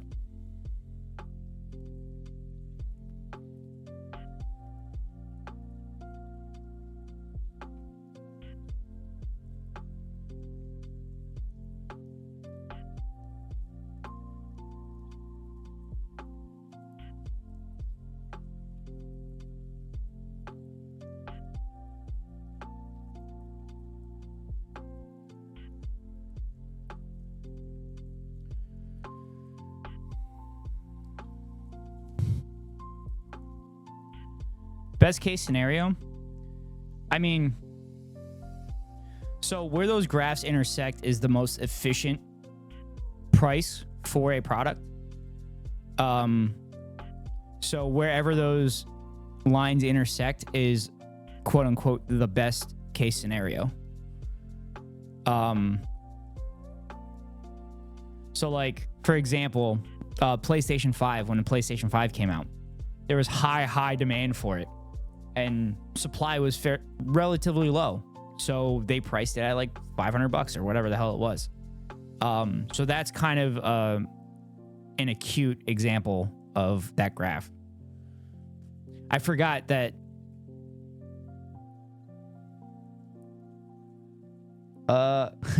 legally speaking, the prices are supposed to be different from corporation to corporation. Yeah, legally speaking,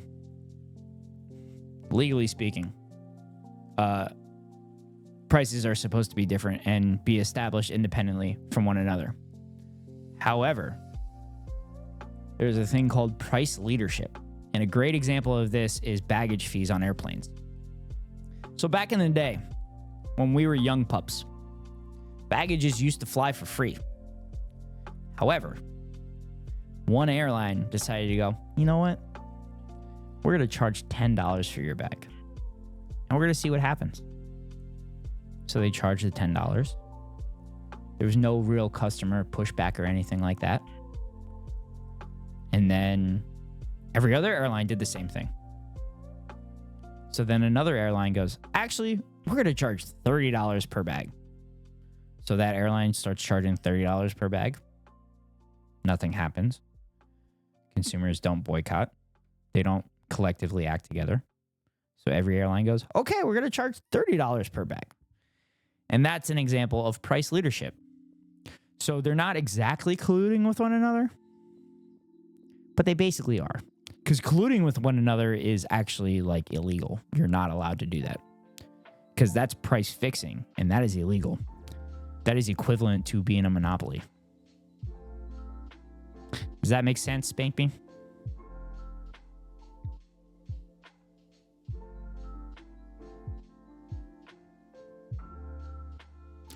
Welcome to America. Welcome to the neoliberal capitalist society. And the worst part is all we have to do is collectively say, go fuck yourself. Bathroom Blake, oh man, you want me to continue to stream? Shit. I gotta wake up for work tomorrow. I gotta finish this on stream and wake up for work tomorrow.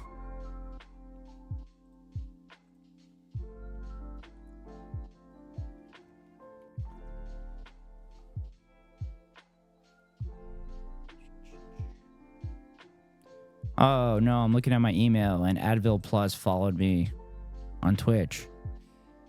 Too bad that's not true anymore.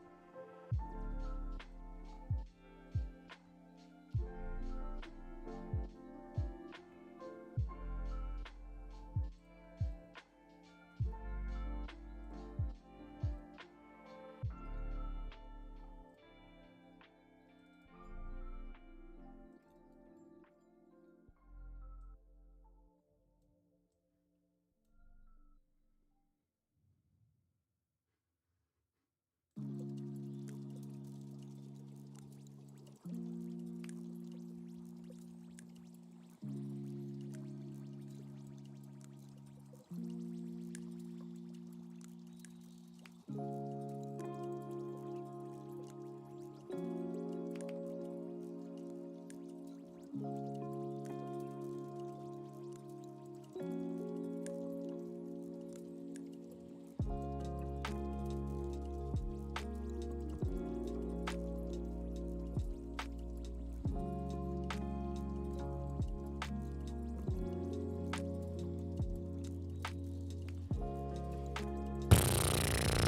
had to send an email to my mom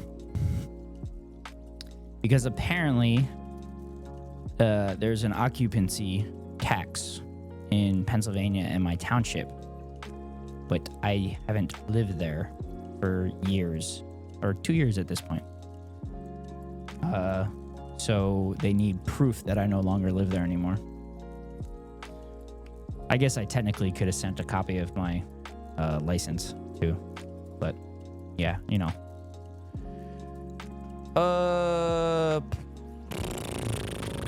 What else?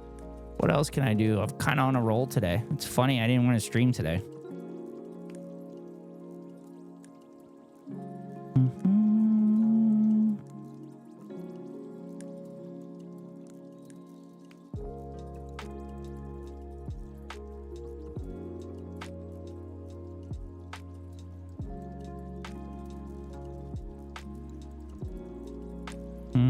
That's funny. I got a video to watch.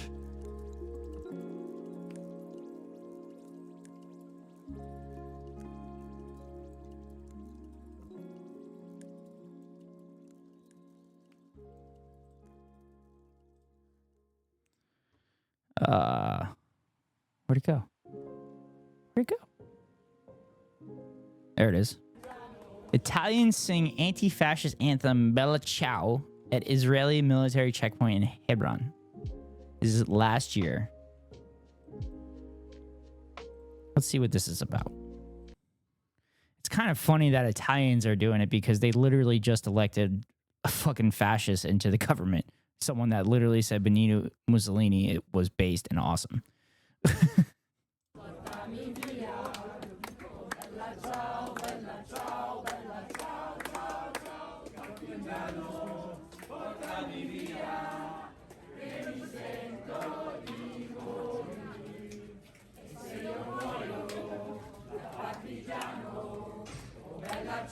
Bella ciao, bella ciao, ciao, ciao.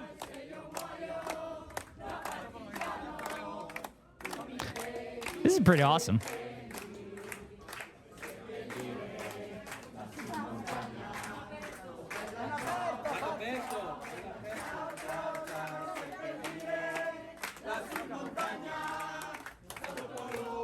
Wow, the whole group's getting into it. Oh my God. This IDF soldier is enjoying it so much and he has no idea. No idea what they're singing. To be fair, I have no idea what they're singing too.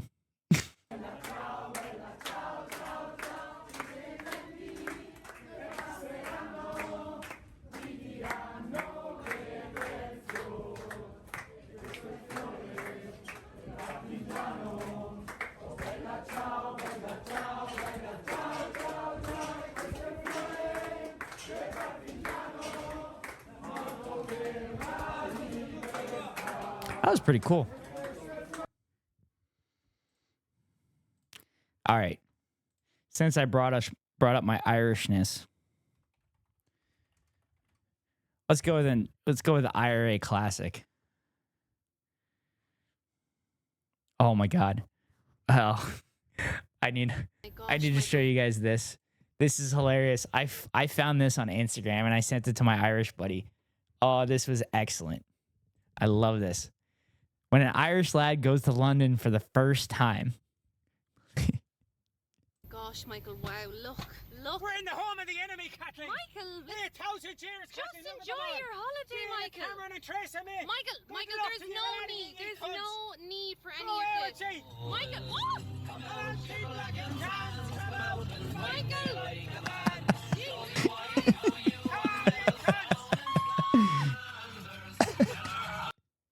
For those that don't know, Britain oppressed the Irish people for centuries. And Britain took over native tribes in Africa called the Zulus and everything. So that's the reference of everything. So when you hear this song and hear them singing, that's what they're referring to in the chorus.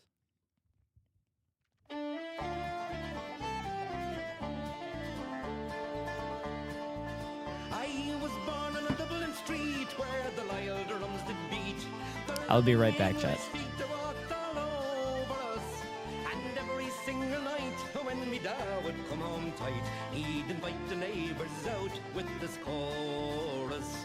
Come on, shake like and tans, come out and fight me like a man. Show your wife how you won medals down in Flanders. Tell her how the IRA made you run like hell away from the green and lovely lanes of Chandra.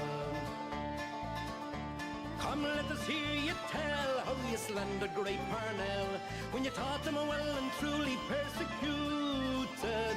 What are the sneers and jeers that you loudly let us hear when our leaders of 16 were executed? Come out, shibboleth and tans, come out and fight me like a man. Show your wife how you won medals down in Flanders.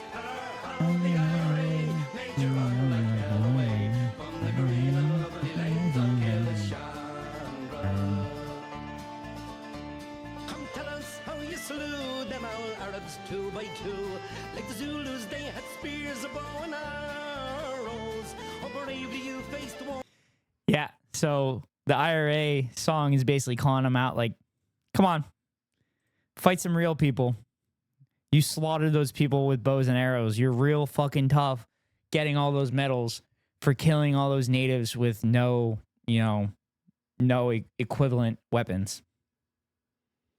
Oh no, it's your 16-pounder gun, and you frightened them damn natives to the marrow. Come out, shibboleth and tans, come out and fight me like a man. Show your wife how you won medals down in Flanders. Tell her how the IRA made you run like hell away from the green and lovely lanes of Chandra. Also, the British were really good at, getting scared away by the IRA. Fun fact, everybody will claim that the IRA killed civilians and everything. It did happen. It was about 30% of IRA attacks had some kind of harm to civilians. But guess how many civilians the British-backed paramilitaries had? 85% of their fucking attacks harm civilians. Of course, every accusation is a confession. Every single time. Every accusation is a confession. And I think this day is near when he's shown in traitor, he will run before us. And if there'll be a need, well, our kids will say Godspeed with a verse or two of singing this fine chorus. Come out, shibboleth and tans, come out and fight me like a man. Show your wife how you won medals down in Flanders. Tell her how the IRA made you run like hell away from the green and lovely lanes of Chandra. Come out, shibboleth and tans, come out and fight me like a man. Show your wife how you won medals down in Flanders. Tell her how the IRA made you run like hell away from the green and lovely lanes of Chandra.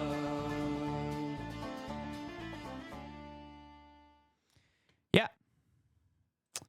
So that was a IRA ballad of liberation. Yeah, so I think that's going to be it for tonight. I appreciate those that came in. I appreciate the conversation that Advil Plus provided. It's going to make a good YouTube video for me. So I'll be able to post that at some point. I should probably post these videos prior to my Israel-Palestine video because I'll get those out significantly faster because I'm on camera. Yeah. So, again, appreciate Advil Plus for the conversation. It was unfortunate that they couldn't bypass the programming, but I wish them the best. I wish them as much health care as they can get, and as much safety as they can get, but also hopefully they break their programming and can help overthrow the, not overthrow, I wish that they can help end the apartheid state of Israel. Thank you, Taurus Johnson, for the follow, for getting me to 15 followers, and also thank you to Spank Me Immediately. I appreciate you being in stream with me. You help power this stream with conversations and reaction videos. Rod, buddy, you missed it. You got what you wanted finally on stream, and you missed it. Guess I'll just have to do it again. With that being said, I'm going to end this stream like I started it. And we are going to celebrate outliving Henry Kissinger, that war criminal fucking piece of shit. So without further ado, I will be playing the Crab Rave.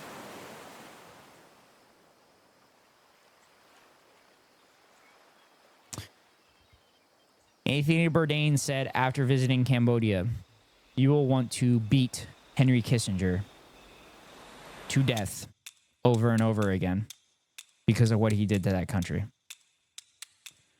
Rest in piss, you war criminal piece of shit. I hope you get the justice that you deserve. I don't know if that'll ever be enough for the atrocities that you have partaken in the name of the United States of America. But the world is a better place without you. That being said, R.I.P. Bozo.